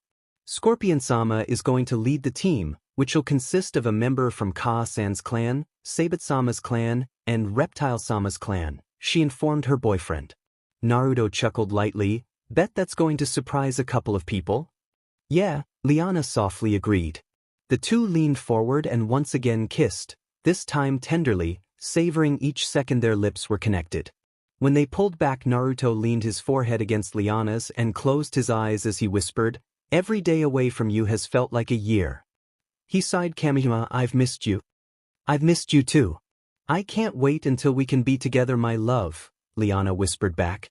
Around the corner, Haku smiled softly to herself as she listened to the two.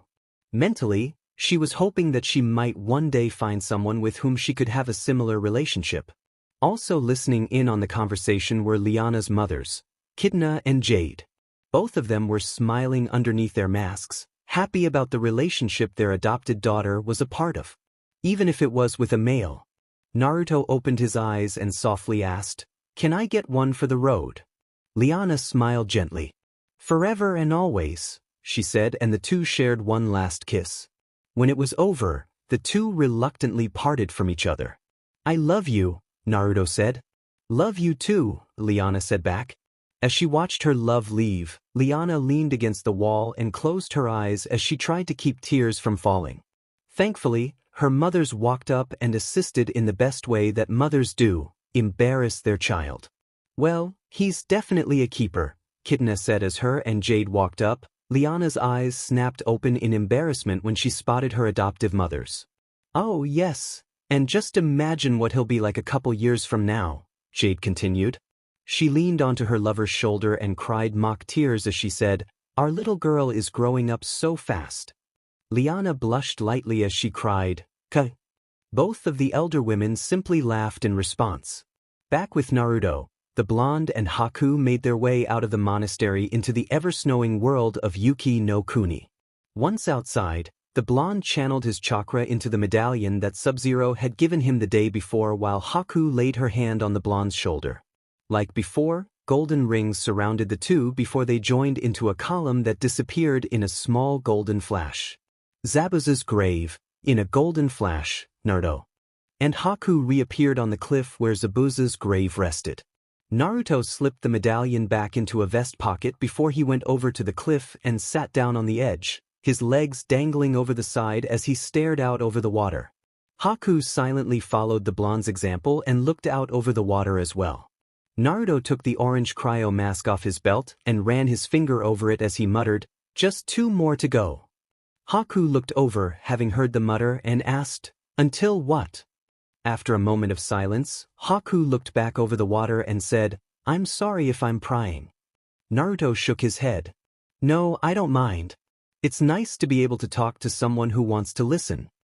The blonde sighed and said, "In order to get my mother's sword, I need to gain acceptance into 3 of the ninja clans at the monastery. So far, I've only gained acceptance into 1 of the clans." He chuckled before he continued, "It's funny, because the blade itself is just made of normal metal, but it's the sheath that's special. It has a genjutsu on it that lets it constantly run through every color imaginable. Legend has it that the Sage of 6 Paths applied the genjutsu himself and gave the sword to the first Rasenkin's ancestor as a gift. Ever since Uzumaki has been around, the sword was handed from one Rasenkin to the next, ending with my cousin." "Wow," Haku said softly before she asked, "If you get it, are you going to use it in battle?" A small smile appeared on Naruto's face as he answered, "I want to get it so I can give it to someone else." He glanced at Haku and playfully said, "And I'm not telling who that someone is." Haku smiled back and nodded at the tattoo of Excalibur on the blonde's forearm. "So what's up with that sword?" she asked. Naruto focused and Excalibur appeared in his hand with a poof of black smoke. "Its name is Excalibur. I don't know where it came from or what it can fully do. All I know is what you saw while I was taking the test. There's power in this sword, can you feel it?" he asked. Haku nodded and said, "Yeah, it feels kind of like Winter's Fury does. Do you think it might change if you put some of your BLD on it?" Naruto shrugged. "Maybe, maybe not. When I first picked it up, this voice, which I think came from Excalibur, was telling me to say its name and to release it. I think it's already in tune with me, so it probably won't change." "Well, let's find out," Haku urged. Naruto shrugged once more before he bit his thumb and ran the bleeding appendage along the black and green sword. Nothing happened for a couple minutes before the blonde thought back to his experience in the labyrinth. He closed his eyes and tried to listen to any whispers that might be coming from the blade before he whispered a name that came to the forefront of his thoughts: Mithridin. Bright sapphire flames spread out from Naruto's hand, consuming the blade. Naruto and Haku stared in amazement at the flames licking at the sword. Soon the flames died down, revealing the changed sword. It was no longer black and green, nor did it look like it was carved from a rock. The blade had changed to a mixture of titanium and steel. The hilt had lengthened to take up nearly half the whole length of the sword and curved slightly. A new addition appeared in the form of a pommel that looked like Fox's head. Finally, the green lines that had lined the sword had changed color. Now they were electric blue. Naruto looked back at Haku and said, "I guess you were right." Haku nodded with a smile before she asked, "Do you think its abilities are different now?" "Only one way to find out," Naruto said as he stood up and walked toward a nearby clearing with Haku following along behind him. When the two reached the clearing, Naruto closed his eyes in contemplation and began feeling out the energies of his sword. Suddenly, the blonde snapped his eyes open and swung Mithridin as he focused on the wind element inside of him. As he did, the blue lines turned silver. Nearly invisible to their eyes, a large crescent of wind launched forward and toppled a couple trees. A minute or two after the crescent had launched, the lines turned back to blue. "Awesome," Naruto muttered with a wide grin. He then looked down at the blade and focused on his affinity with lightning. As he stared at it, the formerly blue lines turned yellow. When he swung it this time, several bolts of lightning shot forward and set a couple trees aflame. "Oops," Naruto said, a little embarrassed at what he unintentionally did. Haku giggled lightly and froze the flames, turning them into solid blue versions of their normal appearance. Naruto looked over at Haku and asked, "Want to have a little sword spar?" "I don't know," Haku answered nervously. She glanced at her sword over her shoulder and said, "Zabuza-sama never gave me instruction in using a sword. I was only to be an assassin, so I never really used anything outside of my Seba needles or my Kekai Genkai." Naruto scoffed and said, "If you continue to think like that, then you never will." Haku looked back at Naruto and asked, "What do you mean?" Naruto held out Mithridin, its glowing lines back to their electric blue shade. while gesturing with his head at his twin Kodachi as he said, "You can't use a sword any more than you can use your hands or feet. No matter the type of weapon that you wield, it is never simply an object, no matter how many like to think so, it is an extension of yourself. Even jutsus can be an extension of your body, some literally." He twirled the blade in his hands and held it up to his face and closed his eyes before he said, "One of my first lessons in fighting with a sword was neither how to hold it properly nor how to swing it right. In my first lesson, I was tasked with trying to find the soul within the blade and learn to let it guide my hand when I could not." The blonde opened his eyes and continued, "It took me a couple tries before I was able to call on the sword I was wielding at the time to aid me. It took Sub-Zero-sama rushing at me with a blade of his own in order for me to do it, but over time I learned how to call on any sword's aid of my own accord." Haku drew her crisp sword from the holster on her back and held it uncertainly in her hands. She looked up at Naruto and asked, "Do I need to speak my sword's name?" Naruto shook his head. "Just listen, it'll be easier since your sword isn't a normal one." Haku nodded and closed her eyes. Her breathing slowed as she shut out everything but her sword, trying with all her might to listen for any whispers that might come from it. Suddenly, she felt her arms move on their own accord and dimly heard the clang of metal. She opened her eyes and saw that Naruto was standing in front of her with her crisp blade expertly blocking his sword. "Keep listening," was all Naruto said before he commenced with his assault. Haku did as instructed and didn't think about the fight or how she was going to keep up with Naruto's attack. She just let her sword guide her actions. She noticed, though, that Naruto didn't seem to be listening to his sword. He moved with the grace and skill of one who has trained many years to master their art. 5 minutes into the spar, the black-haired girl found her arms growing tired from the constant fighting as well as growing numb from the many clashes of the blades. Naruto noticed this and jumped back before he dismissed his sword. Haku sighed in relief as she sheathed her sword in the holster on her back. Naruto smiled and said, "You did very well, Haku-chan. Not many people can last as long as you did when they first listened to their swords." Haku smiled back. "Thanks, but my arms feel very sore now," she said, gesturing with both of the mentioned appendages. Naruto shrugged. "You simply aren't used to kenjutsu. Just train and get used to the feel of fighting with a sword," the blonde offered. He then gestured down a nearby path. "Shall we head back to the old drunk's house?" Haku nodded. "Sure, but on the way we should think up my cover story," she said as the two began to put their heads together to think up a feasible explanation for her appearance. 3 days later, the 4 Konohanins, plus Haku, walked along the road back to Konoha. Naruto and Haku had come with the idea that Haku would be an orphan that had lost her family to Gato. Naruto had found her stumbling a little ways off from the bridge. The black-haired girl showed the blonde that she could access her chakra stores, but didn't know any jutsu outside the 3 basic ones: Bushin, Kawamari, and Henge. The blonde then offered her a place to live in Konoha. The explanation earned the black-haired girl a tear-filled hug from Tsunami, who brought Haku up to her room when she learned that the girl's only possessions were the clothes she wore and the sword on her back. Tsunami gave Haku a couple items of clothing that she had kept from when she had been Haku's age that consisted of a pink CRP top and black hip-hugging jeans, with both articles of clothing clinging to and showing off her body's every curve. Sakura was immediately jealous when she saw that Haku's figure was infinitely better than hers, not a hard thing to accomplish, and warned her to keep away from Sasuke. Haku brushed her off by saying that she had no interest in any boys, only girls. The black-haired girl then left the stunned Pinkette where she stood. Sakura needn't have worried about Sasuke and Haku getting together anyway. The black-haired angsty boy regarded Haku with the same indifference he did with everyone else and rarely said more than a single word to her. He was more curious about Naruto's new appearance as well as the 2 curved kodachi that the blonde bore on his back. When he questioned Naruto about them, though, all that Naruto would say was that he had brought them along in case things got a little hairy. Sasuke didn't give any more obvious thought to it, except for asking Kakashi what type of sword might work well for him. After all, he couldn't let the dobe get too far ahead. Naruto, meanwhile, kept himself busy at the bridge. He created a large group of Kagebushins that managed to considerably cut down on the time needed to build the large structure. Kakashi would come out to the bridge at times to check on the progress and talk with Naruto. The white-haired Cyclops informed the blonde that his teammates would patrol throughout the village in case some mercenaries attempted a sneak attack.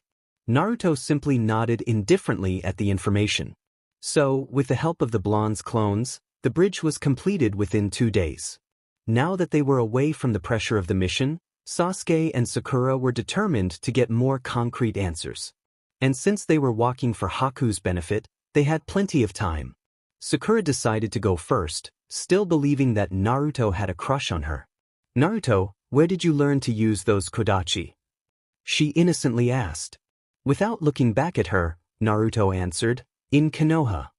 The pinkette softly growled in irritation as she corrected herself. "No, I meant, who from?"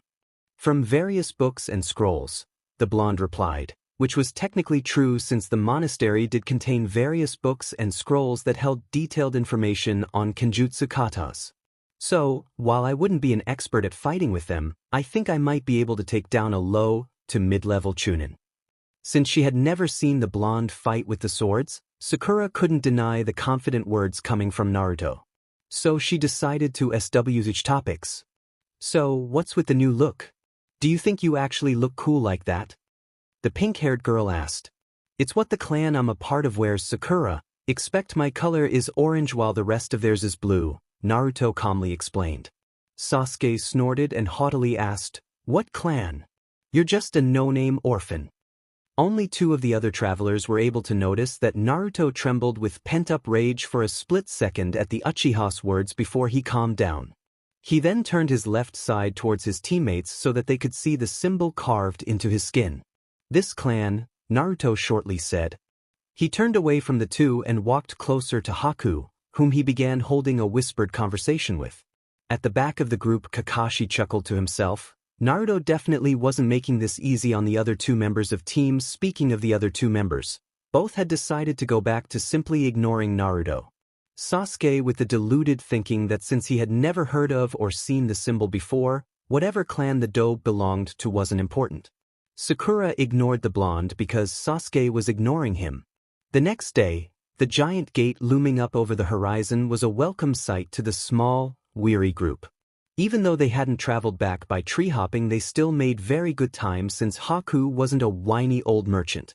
Kakashi dismissed Sakura and Sasuke, telling them to get some well-deserved rest and to meet at their training ground the day after tomorrow, and had the other 2 come with him. Soon they arrived at the Hokage's tower and were promptly led in to see the fire shadow since he was only doing his paperwork. The white-haired old man looked up from his current sheet of and noticed the leader of Team 7 standing there with a black-haired girl he didn't know and, "Naruto-kun." Naruto smiled slightly and waved a little bit as he asked, "Yo Jisen, still fighting the unwinnable battle against paperwork?" Sarutobi Hiruzen asked, "Why do you look so different?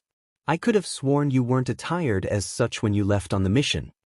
"I'll tell you, Ji-san, but please put up some privacy seals.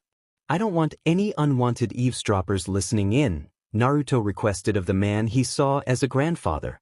After the aged leader had done so, Naruto told him about how he was brought to the monastery and what he learned there.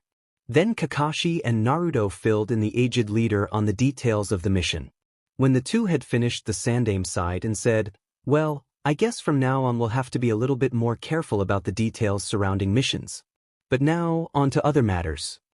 He turned over to Haku and said, "From what these Kakashi-kun and Naruto-kun have said, you were trained by Momochi Zabuza before his death. Where would you say you rank in terms of skill?" Haku shrugged and said, "I'm not really sure because Zabuza Tusen never entered me into any ninja system. I know the 3 basic jutsu as well as my Hayutan techniques, and I have more than just the 2 I displayed on the bridge. Zabuza Tusen told me once that my stealth was at high chunin/low jounin level. I also have slight medical training and know about all the bodies, male and female, pressure points. My taijutsu is at a mid-chunin level and I'm barely a beginner in kenjutsu." Sarutobi steepled his fingers and closed his eyes as he thought over this. After a while he nodded to himself and opened his eyes before he began speaking. "Very well then. Haku-chan, based on what you have told me, I will be making you a chunin of Konohagakure. However, you will only be allowed to take low C-rank missions for 2 months and will not be allowed to leave the village except on said missions. Is that acceptable? Haku bowed. It is Hokage-sama. Thank you very much for allowing this, she said as she straightened back up. The fire shadow smiled and reached into one of the drawers on his desk before he pulled out a scroll and unrolled it. He palmed one of the seals on it, and a Chunin vest along with a Konoha hitate appeared in a puff of smoke. He handed them to Haku, who tied the hitate around her forehead and put on the vest, leaving it unzipped. Congratulations Haku-chan and welcome to Konohagakure, Sarutobi said to the black-haired girl. Haku bowed once more and said, Thank you Hokama. Where would I stay though? She can stay with me Ji-san, Naruto put in.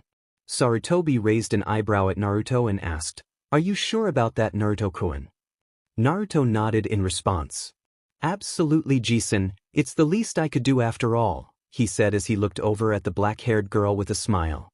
Haku smiled back and said, Arigato-kun. All right then, Sarutobi said. Haku-chan, I'd like you to come back in the day after tomorrow so I can get your shinobi license set up, okay? As you wish Hokage-sama, Haku replied. The three were about to leave when Sarutobi said, Naruto, wait a minute please. The blonde turned back to the Hokage, who pulled a scroll out of a different drawer in his desk and tossed it to Naruto, who in turn caught it. Naruto looked at it in confusion before he asked, What is this supposed to be? It's a scroll that contains details on how to perform one of the jutsus your father created. You will need to put a drop of your BLD on it in order for it to open, the old man informed the young boy. Naruto grinned and bowed, Thanks Jisun. With the scroll in hand he turned and exited the door as he said, Come on Haku-chan, I'll show you around Konoha. You're gonna love it here. As the voices faded away, Sarutobi chuckled to himself and looked over at the picture of his deceased successor. Soon, I will let him know who you are. So, on the steps leading up to Naruto's apartment climbed a midnight blue-haired girl with pearl-like lavender eyes who was wearing a bulky cream jacket and form-fitting purple briefs. Outside the door leading to the blonde's apartment she paused and looked around her before she placed a single finger on the doorknob and channeled a little bit of chakra into it. A couple seconds passed before the lavender-eyed girl heard a near-silent click come from the doorknob and promptly stepped into the apartment. Once inside she took off her bulky jacket, revealing the purple V-neck tank top she wore that was pulled taut across her perky B-cup BRSS and her toned stomach that hinted the girl did plenty of physical exercise, and hung it up on a nearby coat rack. A silver 10-pointed star pendant, with a small stone of amethyst set in the middle, hung around her neck just below her hitate. She then reached up to her midnight blue hair and pulled off the wig she wore to fool those she didn't wish to know and let fall hair that came down to the bottom of her shoulder blades. She deftly pulled most of it back into a low ponytail but left a bang free to frame the right side of her face. She looked around and was just about to shout when she caught the sound of female's voice coming from the bathroom. Instinctively, the petite girl formed a hand seal to activate her Kekai Genkai, the Byakugan. Veins stood out around her eyes as she turned her eyesight to the wall that separated the hallway from the bathroom. After a couple seconds her vision penetrated the wall, and she softly gasped at the sight that met her eyes. There was a black-haired girl standing underneath the shower, and the lavender-eyed Vor silently marveled at how the water seemed to glide over the girl's alabaster skin. The midnight blue-haired girl felt reactions stirring in her pee-pee when the showering girl turned and revealed her pink nipples while her other hand teasingly kept her nether lips covered. Naruto exited the kitchen at this moment and noticed the girl standing in his hallway. Hinata-chan. I didn't hear you, Hinata-chan. He asked when he noticed that Hinata wasn't reacting to his words and followed her gaze to the where she was staring before a smirk formed on his face as he guessed what had the Hyuga heiress's attention. With the smirk still in place, he leaned in close to Hinata and accusingly asked, Peeping Hinata-chan. This served to break the lavender-eyed girl out of her unresponsive state. She looked at Naruto and then the floor as a light red blush spread across her cheeks. What would Ankone say if she knew? A smile formed on Hinata's lips as she looked up at Naruto and answered, She'd tell me that I should take a picture and striptease to it at night. Naruto chuckled and rubbed his chin. Heh. She would, wouldn't she? The two then embraced in a sibling-esque manner. The two separated as Naruto asked, So, what are you doing here? Besides playing the part of a V-wire, of course. Hinata huffed playfully at Naruto before she said, If you must know, I came over here to find out how your C-rank mission went. She looked him over, taking in his shirtless, sweatpants-wearing state along with his muscles that rippled and drew taut with every subtle movement, and her lips quirked as she said, "And I guess you decided to not only get rid of your disguise but you became an ex-Sang while you were at it." "Hey, Enkone is the XHBC here. This is my apartment so I can walk around naked if I want to," Naruto defended himself, "and I will if you don't stop making fun of me."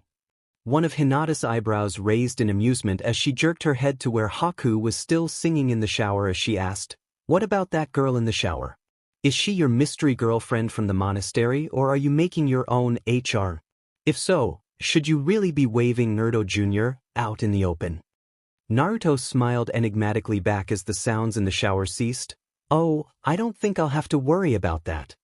The door to the bathroom suddenly opened and there stood a completely soaking wet Haku with her black hair plastered to her alabaster skin. Two bangs of hair came to teasingly cover her irked nipples while her shaved pee-pee was uncovered and bare. Upon noticing the other female in the immediate vicinity, Haku froze as a bright red blush threatened to spread over her normally white skin and her uncovered pee-pee remained forgotten by the ice user.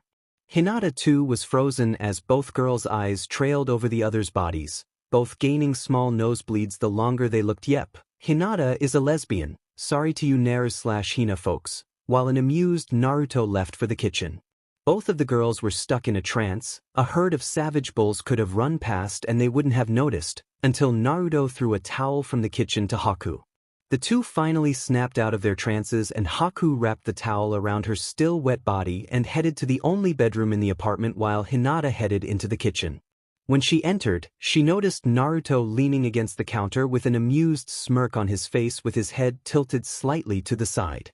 She opened her mouth to say something, but noticed the tattoo of a sword on his forearm as well as the Lin K tattoo on his left shoulder and asked, "When did you get those tattoos? I'm pretty sure you didn't have them before you left." Naruto looked at both before looking back up at her. "Well, one is not an actual tattoo, Hinata-chan. Let me show you," he said right before Mithridin appeared in a puff of black smoke, the tattoo on his arm vanishing. He twirled the sword with a flourish before it disappeared in a puff of green smoke, and the tattoo reappeared on his forearm. "The sword is called Mithridin and I've found that I can channel my elemental powers through it. Whenever I want to use it, it appears like you saw, and when I don't it goes back to being a tattoo on my forearm." "And the other one?" the lavender-eyed girl asked. Naruto smiled widely as he said, "It is proof that I've been accepted into the Lin K clan. Now I've only got 2 more to go and I'll earn my Kasan sword." "Are you still planning on giving it to Liana-san?" Hinata asked with a small smile. "So that's who you're giving it to?" Haku shouted from the doorway of the kitchen. She was wearing some of the clothes Naruto had bought for her the previous day. Right now she was garbed in a light blue halter top with her unzipped chunin vest above that.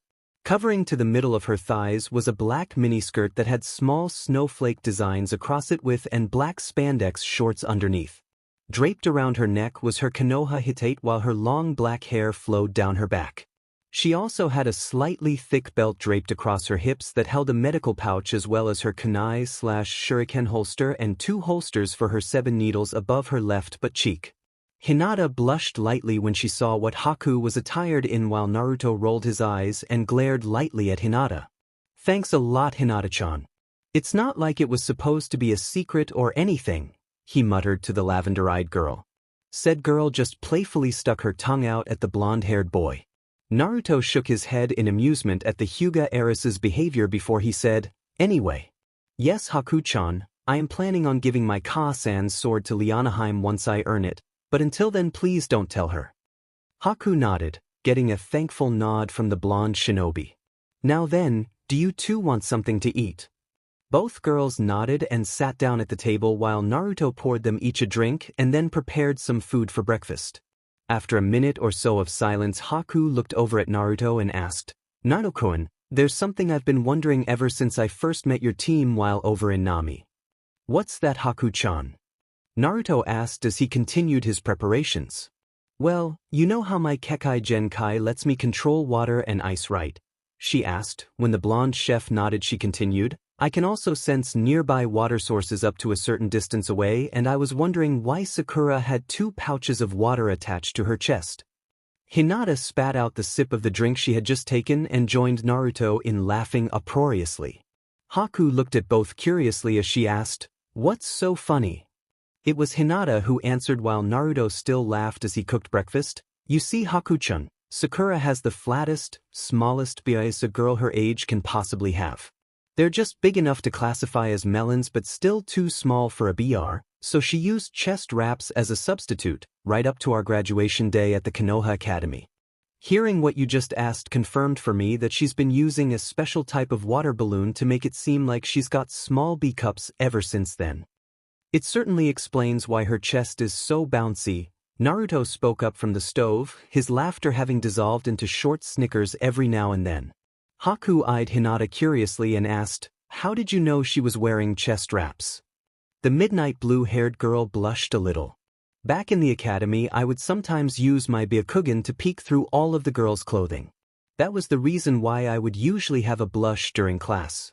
By the last year I had advanced my Kekai Genkai enough to see through walls, which let me see other girls' bodies as well as the few kunoichi teachers, and some of what I saw would cause me to faint from time to time," she explained as Haku blushed when she realized that Hinata could also see through her clothing as well. "Say, Hinata-chan," Naruto asked, as if realizing something that he should have realized a long time ago from the stove, "if you could see through clothing then you should know which of us boys had the biggest dis also, right?" Hinata nodded as she answered, "Yes, but I preferred looking at the other girls since, aside from the Uchiha's fangirls, they didn't constantly lust over the opposite SEC, like you boys usually did." "So which of us boys had the biggest D-dash?" the shirtless blonde asked, ignoring the verbal jab. In terms of sheer girth, Chuji had the biggest, but his only went to 4.5 inches. Shikamaru was 4.5 as well, but his was the thinnest there. Shino-san and Kiba were tied at around 5 inches, but Shino-san's girth was just a little bit bigger than Kiba's. "Your clone was the longest, Naruto-kun. He came up to 7 inches and his girth was just a little bit smaller than Chuji's," Hinata calmly said as if she were discussing the weather. "Of course, that means I don't know how big you get when you have an Erkton." "Well, I'm sorry Hinata-chan, but I only plan on one woman knowing how big my buddy gets." Naruto was sporting a proud grin as he asked, "What about Ahiro Shiri-san's?" The 2 girls looked confused, so Naruto said, "Sasuke." Understanding lit up the 2 girls' faces as they giggled lightly. Hinata paused in her giggles as she said, "He barely even reached an inch." Insert snort from Naruto, and it looked like he never had an RDC thought whatsoever. "But like I said, I preferred looking at the other girls, aside from Sasuke's fangirls, or following your clone whenever it went to practice on the Oiroku no Jutsu." "What is the Oiroku no Jutsu, Naruto-kun? You mentioned it during your explanation to Hataki-san, but what does it do?" Haku asked as she looked over at him with Hinata mimicking her. Naruto loaded up the prepared food onto 3 plates before he looked over his shoulder at Haku and said, "It would be easier if I showed you." With that, he formed a hand seal and was concealed by a thick cloud of smoke. The 2 girls saw the sweatpants Naruto had been wearing fall to the floor as the smoke dispersed and were rewarded with the sight of, now female, Naruto's tanned, round but as the boy turned smoking hot girl bent over and reached down to pull up her breathes and in the process, gifted the 2 slightly drooling lesbians with the sight of her pages. The blonde-haired girl then pulled up her breathes and pulled the strings that tightened them before she expertly grabbed the 3 plates, lightly pressing her ample BRTs together, and turned around to bring the food to the table. The topless girl set the plates on the table and sat down, watching with amusement as the other 2 girls followed her BRST's every movement. Naruto let out a cross between a surprised squeak and a pleasure-filled when Haku as well as Hinata quickly reached over and pinched both of the blonde's hardened nipples. Her mms continued as both girls curiously let their hands roam all over the blonde's tan supple BRs and gave a couple experimenting squeezes here and there, with each squeeze drawing out louder mms from the helpless girl. Naruto felt a pressure begin to build up in her stomach when both Hinata and Haku silently withdrew their hands from Naruto's BRs, leaving the blonde feeling very hot, breathing, and frustrated. "They're real," Haku whispered with Hinata slowly nodding her head in agreement while Naruto breathed heavily with small beads of sweat rolling down her flushed face and heaving her dark pink nipples still hardened and demanding attention. Naruto changed back to his male form and both girls watched in silence as he made his way from the kitchen with an Urkton pitching a tent in his sweatpants. The two girls looked at each other and giggled when they realized what the blonde might be going to do and began eating the food that Naruto had made and making small talk. When Naruto came back, he had changed into a pair of baggy black briefs and a black muscle shirt, and definitely seemed like a weight had been lifted off of him. He sat down at the table with a small glare at the two slightly giggling girls. "I'm going to get you two back for that. I'm not sure how yet, but I will get you back," he promised. Hinata smirked as she did her best to channel the teasing spirit of one of her pseudo-older sisters. "Ah, didn't you enjoy it, Naruto-chan?" she sultrily asked and made a insult show of swallowing a bite of her food that got Haku blushing lightly. "Because from all those CCMMMS you were making it sounded like you enjoyed it very much. If you ask nicely, I'm sure Haku-chan and I can give you a more thorough experience later." By now, Haku's blush had darkened and a small bit of blood dripped out of her nose. Naruto was only slightly better off with only a light blush decorating his cheeks. The only male at the table decided that discretion was the better part of valor and gave up the verbal joust as he went back to his food with a muttered, "Whatever." Hinata gave the victory sign to a giggling Haku as all three finished off their breakfast. Once Naruto had placed the dishes in the sink, Hinata's face lit up in remembrance. "Oh, Naruto-kun. Yesterday Ankone and Kurone told me to tell you that they had something to tell you. That was why I had come over in the first place, but with everything that happened I had forgotten about it until now." Naruto turned back to her and asked, "Really? What's it about?" "It's a surprise," Hinata simply said with a small smirk tugging at her lips. The blonde rolled his eyes and made his way to the door with Hinata and Haku standing up and following him. "Well, might as well go see what they want," he said as he exited his apartment. Haku was surprised when Naruto turned right and walked over to the next door. Naruto knocked on the door in an odd pattern and the black-haired girl received yet another of the many surprises she experienced that morning. An extremely voluptuous purple-haired, brown-eyed woman wearing a mesh bodysuit that did nothing to hide her pink nipples and rosy vagina from view leapt from the door and wrapped Naruto and Hinata in tight hug with both of the teens' faces being pressed up against her barely covered C-cup Beartis. The barely clothed woman's name was Mitarashi Anko, the CC snake seductress of Konoha. Anko pulled back a bit and watched with amusement as both teens wiped a small trickle of BLD from their noses. "It's good to see you too," she said with a smile. Then her attention shifted to the other girl standing nearby. "And who is this?" she asked, and then looked down at Naruto with a mischievous twinkle in her eyes, planning on forming a little H on Naruto-chan. The blonde-haired boy rolled his eyes as he answered, "First Hinata and now you. I swear, it's like pick on Naruto Day or something. Not to mention what these two did to me earlier," he finished with a gesture and scowl to the two girls. "Oh really? Do tell," the purple-haired woman said with an interested gleam in her murky brown eyes. A smirk stretched across Hinata's lips as she answered, "Well, me and Haku-chan here managed to talk Naruto-kun into showing us his Oiroku no Jutsu while he was making us breakfast. Before we started eating, Haku-chan and I were curious about whether or not Naruto-chan's BRSTS were real, so we reached over and began playing with them. We stopped and withdrew our hands just as Naruto-chan looked to be on the verge of having what might have been her first female orgasm. Naruto-chan then changed back to his male form and left the kitchen." She giggled at this point while Naruto chose to hide his face in his hands. When he came back he had changed his clothes and looked like a weight had been lifted off of his shoulders. In between the two giggling girls, Naruto was still trying to see just how far his head could be buried into his palms.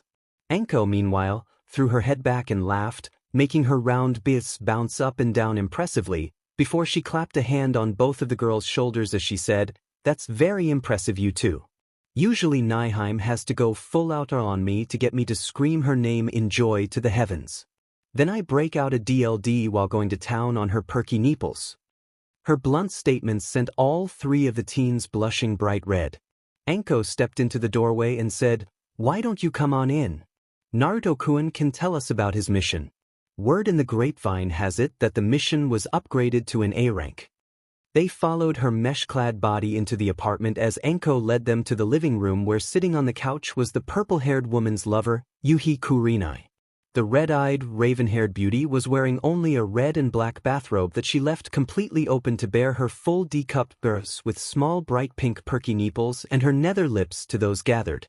Enko wasted little time and immediately made her way over to her lover, who she proceeded to passionately make out with, while her hands shamelessly played with Kurenai's breasts and Kurenai's hands were rubbing Enko's butt. The three teens tried to avert their eyes but always found them wandering back to the shameless couple on the couch. After a minute of tongue tasting, Enko broke the kiss and sat down next to Kurenai as she wrapped an arm around her lover. Alright, now that I've momentarily satisfied my hormones, let's hear that story, Naruto-chan, Enko said as the three teens seated themselves in the other chairs scattered around the living room. Naruto, after throwing a random sake bottle to the side, launched into his tale of what occurred on the mission, with Haku giving a bit of input from time to time. He told them about what occurred at the monastery and showed the women on the couch his sword.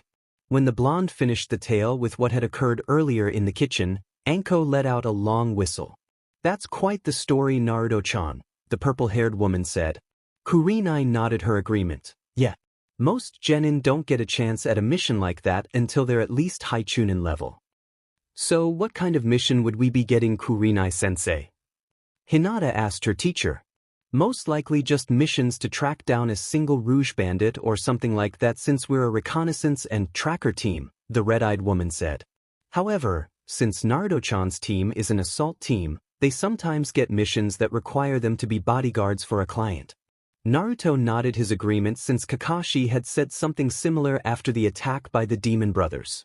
The blonde then remembered why he had led Hinata and Haku over here and asked, "So what was it that you two wanted to tell me?" Hinata-chan wouldn't tell me what it was, so now I'm asking you. Enko smiled widely and squeezed Kurenai closer to her as she said, "Well, finally, after a couple years of waiting, Toke-sama has finally found a female priest." When Naruto didn't react, the purple-haired woman shouted, "Nihime and I are finally getting married." Naruto's smile matched Enko's as he got up and hugged his as good as older sisters. "That's great. But why would you need a female priest?" he asked as he pulled back from the hug. "It's all because of the theme for our wedding, Naruto-chan," Kurenai said. When she saw Haku and Naruto look at her in slight confusion, she said, "It's going to be a female-only ND wedding." "Wait, so that means dash," Naruto started. Enko nodded and picked up the statement.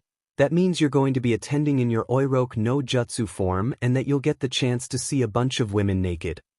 Naruto palmed his face and was just about to say something when he noticed Hinata did not seem surprised by this. "When did you tell Hinata-chan?" he asked. "The day after you had gone on your mission," Kurenai said. "So, are you going to come?" Naruto sighed and sat down as he asked, "Who's going to be there?" Enko tapped her chin in thought as she said, "You, Hinata-chan, Hana-chan, Yugao-chan, Ayam-chan, Tsum-senpai, and Haku-chan can come if she wants to." Haku bore a surprised look as she asked, "Are you serious, Enko-san? I mean, you just met me after all." Kurenai nodded and answered, "We're sure, Haku-chan. Naruto-chan here is a good judge of character, and if he trusts you, then we'll trust you. Besides, from what Hinata-chan just told us what you and her did to Naruto-chan, then shouldn't you be jumping at the chance to see a bunch of naked CC women?" While Haku nodded with a small blush at the question, Hinata stood up and said, "I think I'm going to get some tea. Anybody else want any?" As everybody gave their answers, the lavender-eyed girl shot a pointed look at Kurenai. The red-eyed woman stood, making no move to close her robe, said that she was going to help Hinata with the tea. Once in the kitchen, Hinata looked at her sensei and asked, "What am I going to do about it? I haven't told Haku-chan about yet, and I'm worried about how she might react." Kurenai just smiled softly and laid a comforting hand on the busted teen's shoulder as she said, "If from what I've seen so far about Haku-chan is correct, then you're worrying over nothing."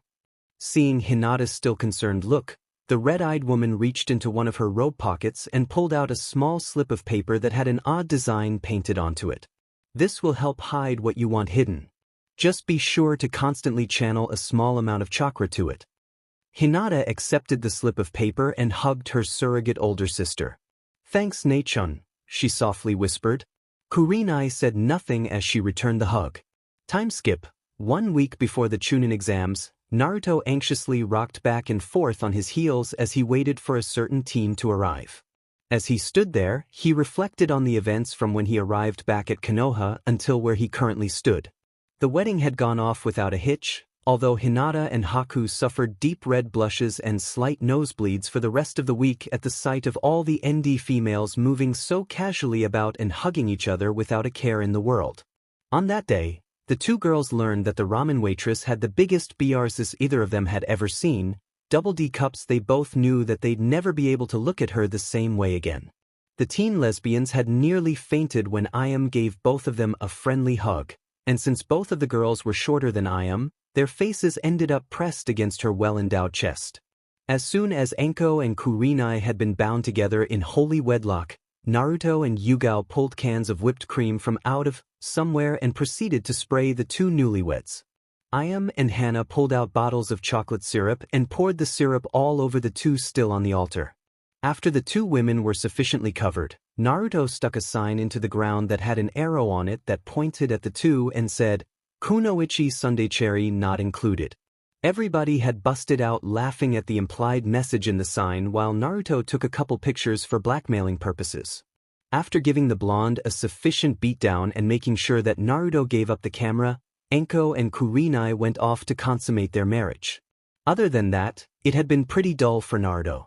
Kakashi had decided to go back to D-rank missions, but on the plus side he had also decided to begin training them for real now. The first couple days had been used simply to discover a taijutsu style that could best them. After that, they went on to discover the three genins' elemental affinities. Sasuke had fire as his main affinity with a minor lightning affinity, as pointed out by his blackened and crumpled card.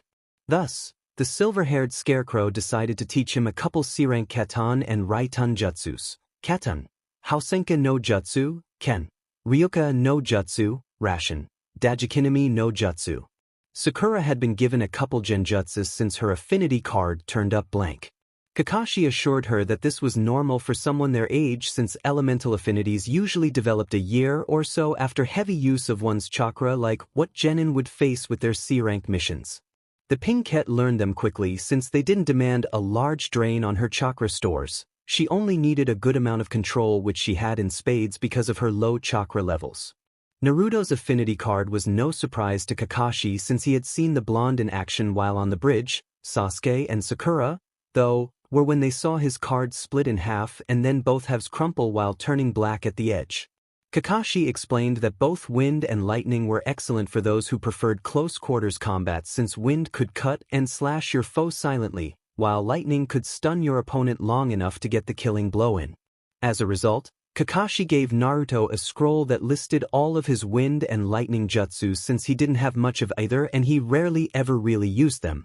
When Sasuke and Sakura noticed some of the rankings for the techniques, they asked their sensei why he was giving Naruto such high-level techniques. The silver-haired Cyclops lightly explained that, in terms of sheer raw power, Naruto's chakra stores were close to that of a low to mid-level Jounin, and that because that reason, Naruto's chakra control was not as good as Sakura, whose chakra was small so that she could control it better. Thus, until he got better control, Naruto would be best suited for techniques that didn't need a whole lot of control to use them. The other two genin accepted the explanation and all three went on with their training. Naruto also working on the technique in the scroll given to him by the Sandaime. Of course, earlier this morning, the three had been surprised when they found Kakashi waiting at the bridge saying that he had surprise for them. The surprise turned out to be that he had nominated them for the Chunin exams. His reasoning being if that they could complete an A-rank mission then they deserved to be Chunin. So now here the blonde was waiting for the team from the monastery, and most importantly Liana, to arrive. He was just about to head to Ichiraku's for some lunch when he caught sight of 5 figures approaching. Naruto straightened up and waited for the figures to draw closer. The two he was able to recognize immediately were Liana, who was wearing a sea-green version of Kitana's outfit MK vs. DC game outfit with her knives in their resting place on her calves, and Scorpion. The other three he gave a once-over to familiarize himself with them. The girl on the team obviously came from Kitana's clan, if the miniature fans attached to the belt she was wearing were any evidence. Her pitch-black hair was short and only went down to her shoulders with a strand or two falling down into her metallic green eyes. A black mask covered the lower part of her face while a Hittite bearing the symbol of a dragon's head rested around her neck. She was wearing a black corset that had white skulls painted onto it and only went halfway up her BRs, leaving her shoulders bare while a pair of shorts covered her legs down to her knees where they met a pair of leather boots. The next one Naruto looked over had a black cloth wrapped over the majority of his head, only leaving a slot open for his eyes and mouth, with a metal plate that bore the insignia of the dragon's head attached to the wrap directly above his eyes. He was wearing an acid green tank top with his arms covered by a black wrapping while loose, dark green kung fu breathes covered his legs. 2 kusarigama hung on his hips. The blades each sported a jagged, serrated edge. The final member was garbed in the traditional all-black, with a metal face mask where the dragon Hittite was located and hood along with glowing neon blue eyes, of Noob Saibot's shadow clan. On his back rested 2 plain Chinese broadswords with little red handkerchiefs connected to the hilts. Naruto bowed to the last of the Shinryu clan and said, "Welcome Mr. Scorpion to Kanahigakure. If you head to the large tower with the giant Po kanji on it, you'll be able to meet with the Hokage." Scorpion just nodded and motioned for his team to follow him into the village while Liana remained behind, her eyes running over Naruto who was wearing the same clothing she had last seen him in along with his orange cryo mask, and quite frankly, the sight was causing some R-rated thoughts to run through her head involving the blonde. As soon as the team from the monastery was out of sight, Liana launched herself at Naruto and both managed to somehow remove their respective face masks in time for their lips to meet while hands roamed. Liana lifted her legs up and wrapped them around the blonde's waist while Naruto's hands moved down to and began caressing Liana's butt. The two separated and stared into each other's eyes, each with a content smile and light blush on their cheeks. Liana's smile turned to a smirk as she wiggled her butt slightly. "You're the only one I'd ever allow to touch my butt, Naruto-kun," she said softly with a small emblem at the end. "Then I'm the luckiest man in the world, Lianaheim," Naruto replied as he lightly squeezed, drawing a louder emblem from the green-eyed girl. They connected their lips for another kiss with Liana unwrapping her legs and regaining her feet. The two separated once more and held hands as they walked into the village. The two went to see the Hokage who, after learning of Liana's skills, instated the green-haired girl at the rank of Chunin. Liana accepted the Chunin vest after making a little modification to it. She had Naruto slice off a portion of the vest so that it only went down to the top of her abdomen. Immediately after that, Naruto had begged the Sandaime for another C-rank mission, stating that he himself was definitely Chunin level and that Liana could come with him as an initiation mission. Sarutobi Hiruzen thought on that for a moment before he called in his secretary and asked her to summon Momochi Haku. The aged leader turned back to the two standing in his office and said, "I'll allow you to go on this C-rank mission. But after how your last one turned out, Naruto-kun, I'll feel better if you're accompanied by both Liana-san and Haku-chan. Once Haku-chan gets here, I'll explain the mission parameters." They waited in silence for a couple of minutes before Haku walked in garbed in her shinobi gear with her repaired mask hanging on her belt and bowed as she asked, "You summon me, Hoka-sama?" "Yes, please come in, Haku-chan." The black-haired girl did so, and upon noticing Liana, smiled and gave the green-eyed girl a hug. After the two separated, the Sandaime began speaking, "Very well then. The C-rank mission I'll be assigning to you three shall be a fairly simple one." He pulled a file out of a nearby stack and skimmed it over quickly to make sure it was the right one. "You three will be escorting a small merchant family to a nearby village. Since they are a merchant family, there might be a possible threat of a bandit attack. I'm confident that between the three of you, any possible attack will be suitably repelled." He pushed a button on his intercom. "Please send in the client for C-rank mission 314 please." After a couple of minutes, a nondescript brown-haired man with wire-rimmed glasses entered the office. He looked at the three ninja arrayed before the Hokage and nodded. "You all look definitely capable. Thank you for escorting my family back to our home village. When would you three be ready to leave?" The two Chunin and one Genin looked at each other before Naruto asked, "Do you have a specific time frame to get back to your village?" The man rubbed the back of his head nervously, somewhat. You see, my wife is PRGNT and we're hoping to get back to our village before the baby decides to come into this world.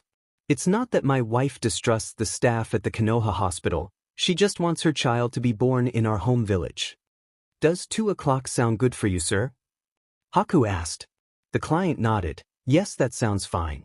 I'll get everyone else ready to leave and we'll meet you at the western gate. He bowed slightly. Thank you once again for accepting the mission. With that, he left to go gather his family. Naruto smiled lightly and turned back to the man he saw as his grandfather. Well, he was certainly more polite than that old drunk. The third fire shadow nodded with a smile of his own. Not all clients are like Tazuna-san, Naruto-kun. Now, good luck and be careful. I'll see you when you get back. The 3 teens bowed and exited the room to get ready for their mission. After introducing Liana to Enko, Kurenai, and Hinata, the 3 went to grab a quick lunch at Ichiraku's where Haku learned that Ayam's waitress uniform did absolutely nothing to complement her figure. Ayam quickly bonded with Liana, and both quickly began to trade embarrassing stories about Naruto, causing Naruto to blush while the 3 women giggled. Said blonde shinobi was very glad when it was time for them to leave, although Liana promised to come back to trade more stories with the ramen waitress. Naruto, Haku, and Liana arrived at the gate and found their client waiting for them. He was standing next to a horse-drawn wagon with a smaller wagon hooked up behind it. The man looked up as they arrived and nodded in greeting. If you're ready, we will head out now, he said. Enmem from the wagon drew the 3 shinobi's attention and the client explained, that's my wife. The baby has been kicking something fierce lately, that's why I want to get back home quickly since we're unsure when she'll go into LBR. Liana stepped forward. Don't worry, sir. We'll make sure that you make back to your home. If you'll get into your wagon, we can get moving right away. The man nodded and hopped up into where the driver of the wagon sits before he cracked the reins to get the horses pulling the wagons moving. They made exceptionally good time, only stopping every now and then to allow the horses some time to rest, and were halfway to the town by sunset. The 3 shinobi became acquainted with expecting mother as they walked, and each got to feel the PRGNT woman's swollen belly. After Naruto and Liana had both felt the woman's stomach, the blonde wrapped his arms around his love while she leaned back into his embrace as they walked while whispering to each other. Haku found herself looking on in a small amount of envy and picturing her and a certain Hyuga heiress in a similar position, admittedly with less clothing. Trouble finally struck at sunset. A group of bandits came charging out of the trees on either side of the wagon. The 3 shinobi leapt into action while the client pulled out a bow and a quiver full of arrows from behind his seat in the wagon and began firing into the mob of bandits. The bandits wilted under combined resistance and began to flee.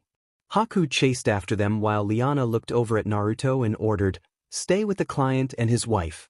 Haku-chan and I can take these BS sardis." When Naruto nodded, she leaped off after her own gaggle of ruffians. The blonde shinobi was just about to summon up a group of Kagebushins when he heard the expecting wife begin screaming. He rushed over to the wagon and saw her clutching at her stomach while her husband reassured her by holding her hand. Before he could ask what was going on, the wife gritted out, "It's coming." Naruto's jaw dropped, and he looked around helplessly for a moment before another scream of pain from the woman drew his attention and focused back to the couple. "All right, sir. Do you have a bowl anywhere?" he asked the client. The brown-haired man reached over to his left and handed the blonde a large ceramic bowl. Naruto quickly filled it with water from his canteen and found a washcloth before setting it by the bowl. As he lifted the woman's skirt up to her stomach, Naruto tried to recall everything he could remember, everything he could about what to do when a woman was giving BRH, which pretty much consisted of a couple of scenes he had seen in movies. "Hey, just breathe now." "Breathe," Naruto said calmly and motioned for the client to continue to give support in that way. When the woman's screams and shouts started getting more frantic, Naruto began to instruct her to push. Liana and Haku arrived back at the wagon just as the baby was halfway into the world. The 2 watched with bated breath as Naruto gently pulled the babe the rest of the way out and cut the umbilical cord with a kunai. After a quick check of the crying newborn, Naruto announced, "It's a boy. Congratulations." The girls came forward and gently washed off the baby before handing him to his weary mother. The woman looked down at her newborn with a teary smile before she looked up at Naruto. "Thank you so very much," she softly said. "Would you mind at all if we named him after the shinobi who brought him into the world?" Naruto was stunned by the question and it took him a moment to reply, "I would be greatly honored, ma'am. My name is Uzumaki Naruto." Once they had gotten moving again after Liana had kissed Naruto's brains out for a good full minute as a reward, they had made it to the town a little while before midnight. The couple offered the shinobi to stay at their home for the night as thanks for what they had done for them. The three accepted and spent the night at the family's home. In the morning, after a heartfelt goodbye where Naruto had gotten to hold little Naruto, the three shinobi headed back to their own home. When they arrived back at Konoha, they gave their report to the Sandaime who gave his own congratulations to Naruto. The three headed back to Anko and Kurenai's apartment to tell them, along with Hinata who was visiting, of what occurred. As he lay in bed that night, cuddled up next to a topless Liana, Naruto wondered what life would send his way next. Naruto leisurely made his way to the site of the first portion of the Chunin exams after an enjoyable morning of showering with Liana, something that he had been desperately missing ever since he had arrived in Konoha. While he might have appeared calm on the inside, Naruto was mentally running through a checklist of his supplies, memorizing everything he had in case he would need it. When he arrived at the building the first portion of the exam would be held, Naruto found that Sasuke had already arrived. As he approached, the blonde gave a short nod to his black-haired teammate which was respectfully returned. While Sasuke disliked Naruto and thought that he was a no-name loser, he couldn't deny that the blonde had impressive skills. They didn't have to wait long for their third teammate who came jogging up shortly after Naruto had arrived. Without a word being spoken, the members of Team 7 entered the building. When they reached the second floor, Team 7 noticed that there was gathering of what looked like genin at one of the rooms but passed by them without giving the group a second thought and proceeded up to the third floor. There, Kakashi met them at the entrance to the room the exams would be taking place in and wished the three of them luck in the exams. Naruto just let a chuckle go past his lips before he placed his cryo mask over the lower part of his face and kicked the door down. Naruto stepped into the room and was met with the annoyed stares of all the competitors who hadn't been fooled by the pathetic genjutsu on the second floor. "What the F are y'all looking at?" Naruto shouted to the crowd, each word accompanied by a small cloud of air from his cryo mask, as he used his control over the wind to conjure up a breeze that made his spiky hair sway. The lesser-willed genin turned away from the display, and while the cocky ones glared at him, the few smart genin just nodded with respect before going about their business. Suddenly, the blonde stepped out of the way of a fist sailing at the back of his head. He turned his gaze over his shoulder and found his assailant to be none other than the pink-haired harpy. The pinkette seemed to be thrown off balance by the fact that Naruto actually dodged her fist before she started glaring at him. "What the heck do you think you're doing, Baka? You've just painted a target on us."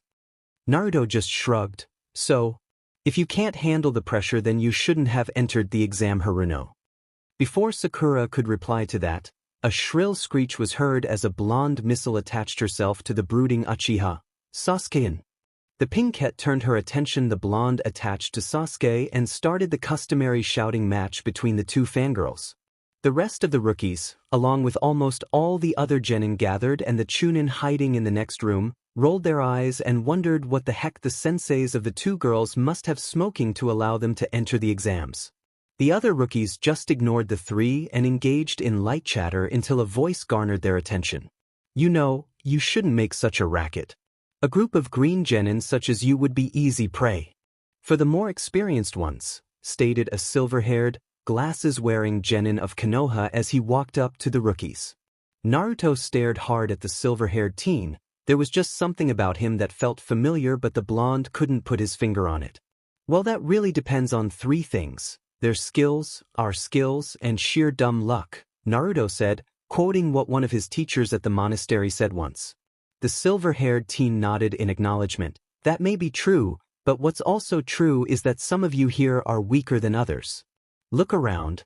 There are genin out there from other villages that would like nothing better than to beat you into a pulp just because of what village you serve."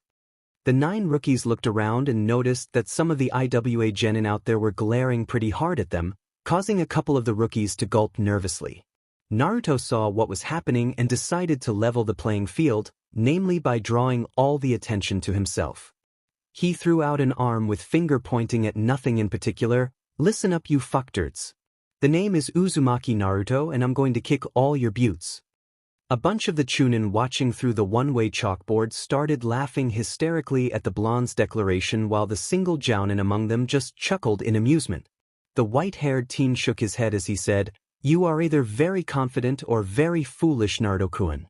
The teen suddenly found the tip of a sword resting comfortably against his jugular. Naruto glared down at Kabuto as he rested one of his kodachi against the teen's neck. "I don't recall ever asking your opinion. And the way I see it, someone who hasn't even given their name really shouldn't be talking at all." Kabuto smirked slightly and adjusted his glasses, seemingly not caring about the fact that he was very close to having his throat slit. "I see then, how rude of me. My name is Yakushi Kabuto and, unlike you, this is not my first time taking the Chunin exams." As Naruto removed his blade from Kabuto's throat and slid it back into the sheath, Sakura asked, "So this is your second time taking the exam, Kabuto-san?" The white-haired teen chuckled slightly. "Hardly, apparently you are underestimating the difficulty of the exam. Since the Chunin exams occur twice each year, this is my 7th time taking the exams." Ignoring Kiba's shout of, "You must isekai then," he pulled out a stack of cards and said, "As such I've managed to develop a technique to store the information I've gathered easily." The black-haired Uchiha strutted up to Kabuto and asked, "Do you have any info on individuals?" At Kabuto's nod, Sasuke said, "Then I want to see the ones for Sabaku no Gaara and Uzumaki Naruto." "Ah, you made it too easy," Kabuto whined before he pulled out 2 cards from his deck and channeled a small amount of chakra into them. "All right, first up is Sabaku no Gaara. He's got 8 C ranks completed and 1 B rank. Wow, a B rank as a genin, and apparently he's returned from every mission without so much as a scratch. Other than that I got nothing since he's a relative newbie to the game." With that, Kabuto slid the card back into his deck and held up the other one he had pulled out. "Now then, Uzumaki Naruto. He's your teammate, as I'm sure you already know, with his sensei being Hatake Kakashi.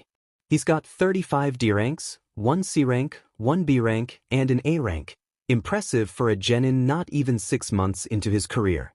He's proficient in Kenjutsu and average in all other ninja aspects aside from his non-existent skill in Genjutsu. And there's a rumor floating around that he has a unique Kadash." Whatever Kabuto was going to say was cut off as he was slammed into the wall by Naruto, who had his arms crossed over Kabuto's chest so that he could rest both of his combat knives on the silver-haired teen's throat. "I know you weren't just about to say that, right, Kabuto-san?" Naruto questioned as his blades lightly bit into the older genin's throat, drawing a tiny hint of BLD. A series of smoke clouds erupted in the front of the room, announcing the arrival of the proctors. The lone jounin standing there stepped forward and shouted, "You two in the back. Separate now." Naruto reluctantly backed off from Kabuto and slid his knives back into their hidden sheaths in his boots as the jounin continued speaking. "The rest of you listen up. From now on, any unsanctioned fighting will result in your team's immediate expulsion from the exam. Am I understood?" At the lackluster replies, the trenchcoat-wearing jounin just snorted. "I'm Marino Ibiki, the head proctor for the first part of the Chunin exams. Now, come up to one of the Chunins standing here at my sides and take a number. Once you get it, find your seat." Seeing the slow movements of the genin, the bear-like Ibiki let out a small bit of killer intent and shouted, "Move it now." Once all the genin had been seated, Ibiki smirked darkly. "Now then, the exam will be just that, a written test.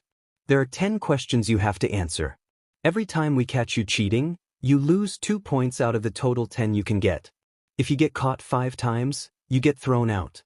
Finally, if even one member of a team fails, then the other 2 members fail as well."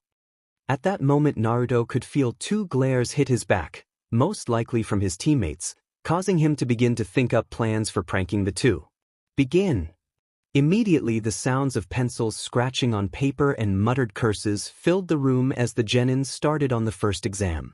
Slowly, the genin started to figure out the hidden meaning in the proctor's instructions and started cheating as inconspicuously as they possibly could. Naruto himself was simply waiting for either Sakura or some other genin to finish the exam so he could put his plan into effect.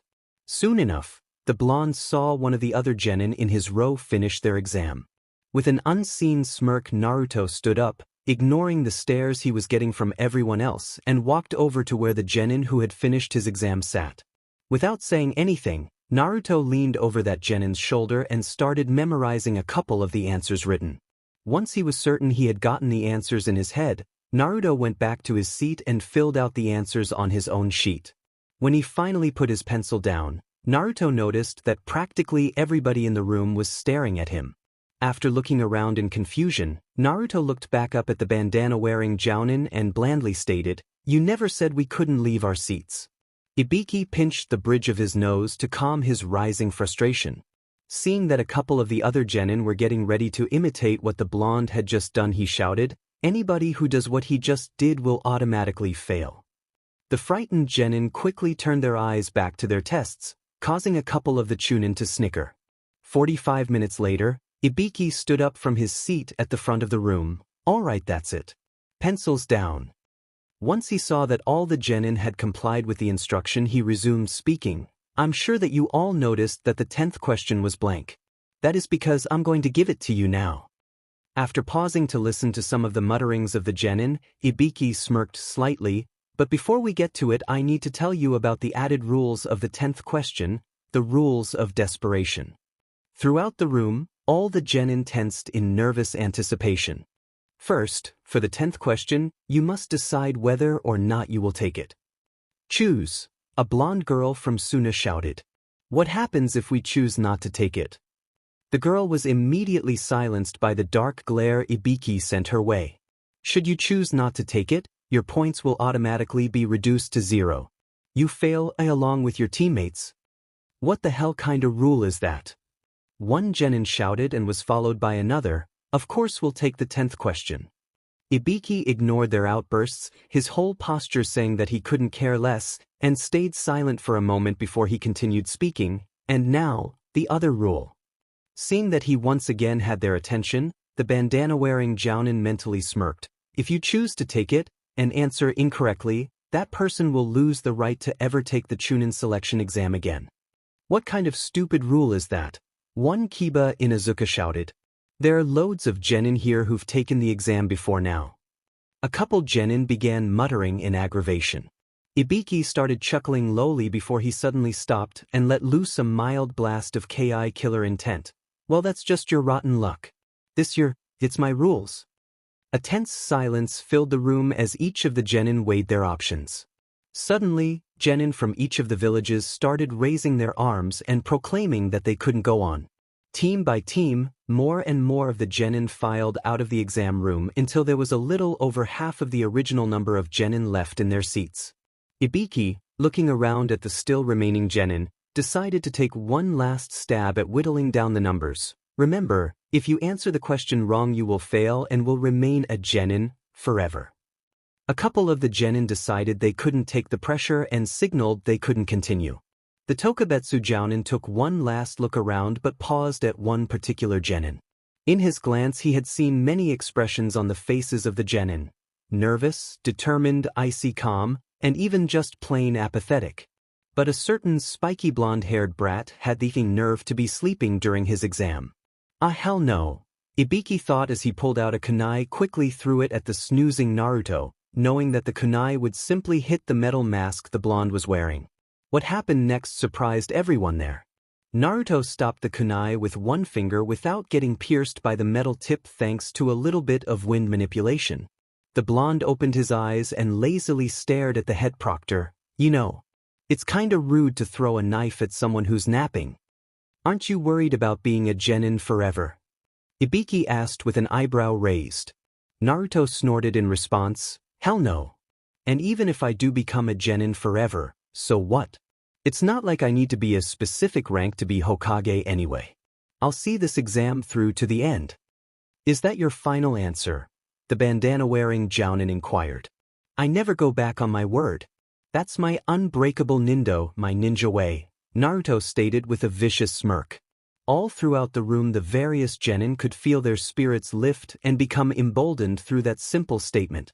As his gaze swept over the remaining genins, his thoughts were a little miffed. That brat. 72 genins, which means 24 teams. Now I owe Anko 100 Ryu, she'll never let me live this down. If that's really your answer, then I have only one thing to say to you.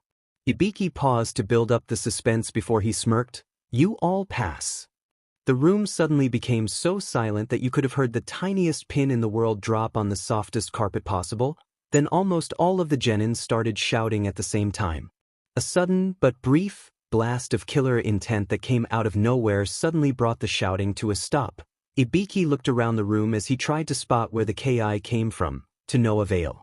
So, what about the 10th question? A certain pink-haired banshee asked. The leader of the torture and interrogation department snorted in amusement. There never was a 10th question. Or, I suppose you could say that your decision to either stay or leave was the 10th question. Then what about the first 9 questions? The blonde kunoichi from Suna shouted. If everything was riding on the 10th question, then the first 9 were pointless. Ibiki shook his head. No, the first 9 had a separate purpose, one that involved another skill set most shinobi should possess. I'm sure that most of you came to the conclusion that in order to pass, you had to cheat. In other words, gather vital information that would determine the fate of your teammates and of yourself. In the silence that followed, Ibiki started to slowly remove his bandana as he said, in times of war the right information can mean the survival of your teammates, but if you gather it poorly and are caught, well, see for yourself. With that statement, Ibiki fully removed his bandana to show the startled genin what lay beneath. A vicious scar ran along the top of his head along with scattered holes that showed just what kind of torture the Tokubetsu Jounin had gone through. All throughout the room a majority of the genin were either unaffected or felt sick to their stomachs. A certain pinkette actually let loose her breakfast on the genin sitting next to her. Remember this lesson well? Ibiki said as he tied his bandana back onto his head. But wait, the same kunoichi from Suna started with her eyes narrowed. What about the 10th question? Ibiki actually gave off a small smile. Question 10 was the true purpose of the first exam. The take or not take aspect, the willingness to put your life on the line or not. Obviously both are tough choices, so the 10th question is designed to test this. To see if you were willing to take a true leap of faith, that is what chunins face when they are assigned missions. Ibiki clasped his hands behind his back as he continued to explain. Say you get assigned a mission to retrieve a vital document. The amount of enemy ninjas, their abilities, etc., are unknown to you. Do you simply reject the mission because you are afraid? The answer is hell no. Some of the genin jumped at his sudden shout. No matter what the danger is, there are going to be missions out there that you cannot avoid. The ability to be courageous and to survive any hardship, that is something you will need if you want to become a chunin. Those genin just now who refused to take the 10th question don't deserve to become chunin in my opinion. The scarred jounin let his gaze slip over the room. However, those of you who have stayed to take the 10th question have proven you have the guts to become a chunin that will be in charge of small-time missions. You all have passed the first part of the chunin examinations. I wish you all luck with the rest of the exam. Before the genin could begin to celebrate, a ball of black cloth suddenly crashed through one of the windows, scaring the hell out of a lot of the genin. The cloth unraveled with a small amount of kunai, making sure that it clung to the walls, revealing the words, "The Super CC Second Examiner has arrived." Still in his position behind the unrolled cloth, Ibiki chuckled to himself. Heh, she always did have a flair for the dramatic. This is no time to be celebrating. The figure that had appeared out of the cloth shouted. The second part of the exam begins now. Follow me. Utter, stunned silence met the statement. Ibiki poked his head around the curtain and muttered, "Bad timing, Anko." The purple-haired Tokubetsu Jounin blushed lightly before she did a quick head count and turned to Ibiki with a scowl. You let 24 teams pass. The scarred Jounin just glanced to the side before he muttered, "A certain fishcake we know decided to instill some confidence in these brats." Anko snorted in amusement. Bah, I'll have the numbers cut at least in half by the time I'm through with them. Throughout a whole lot of the genin's head one thought was prevalent. At least in half. Before the thought could last long though, Anko shouted once again, "Now to training ground number 44. Once all the genin had left, Ibiki set about collecting the exam papers. When he reached the one that belonged to a certain blonde-haired fishcake, his eyes narrowed at the note. "Dear Scarhead, I have extremely good reason to believe that the white-haired kid you saw me introducing to my knives is a spy. My reason? He knows about a certain aspect concerning me and the elements. The Hokage will know what I'm talking about. Keep at least a couple umbu watching the spy. His name is Yukushi Kabuto. Also, when I was grappling with him, he felt at least to be at the same level as Hatake Kakashi.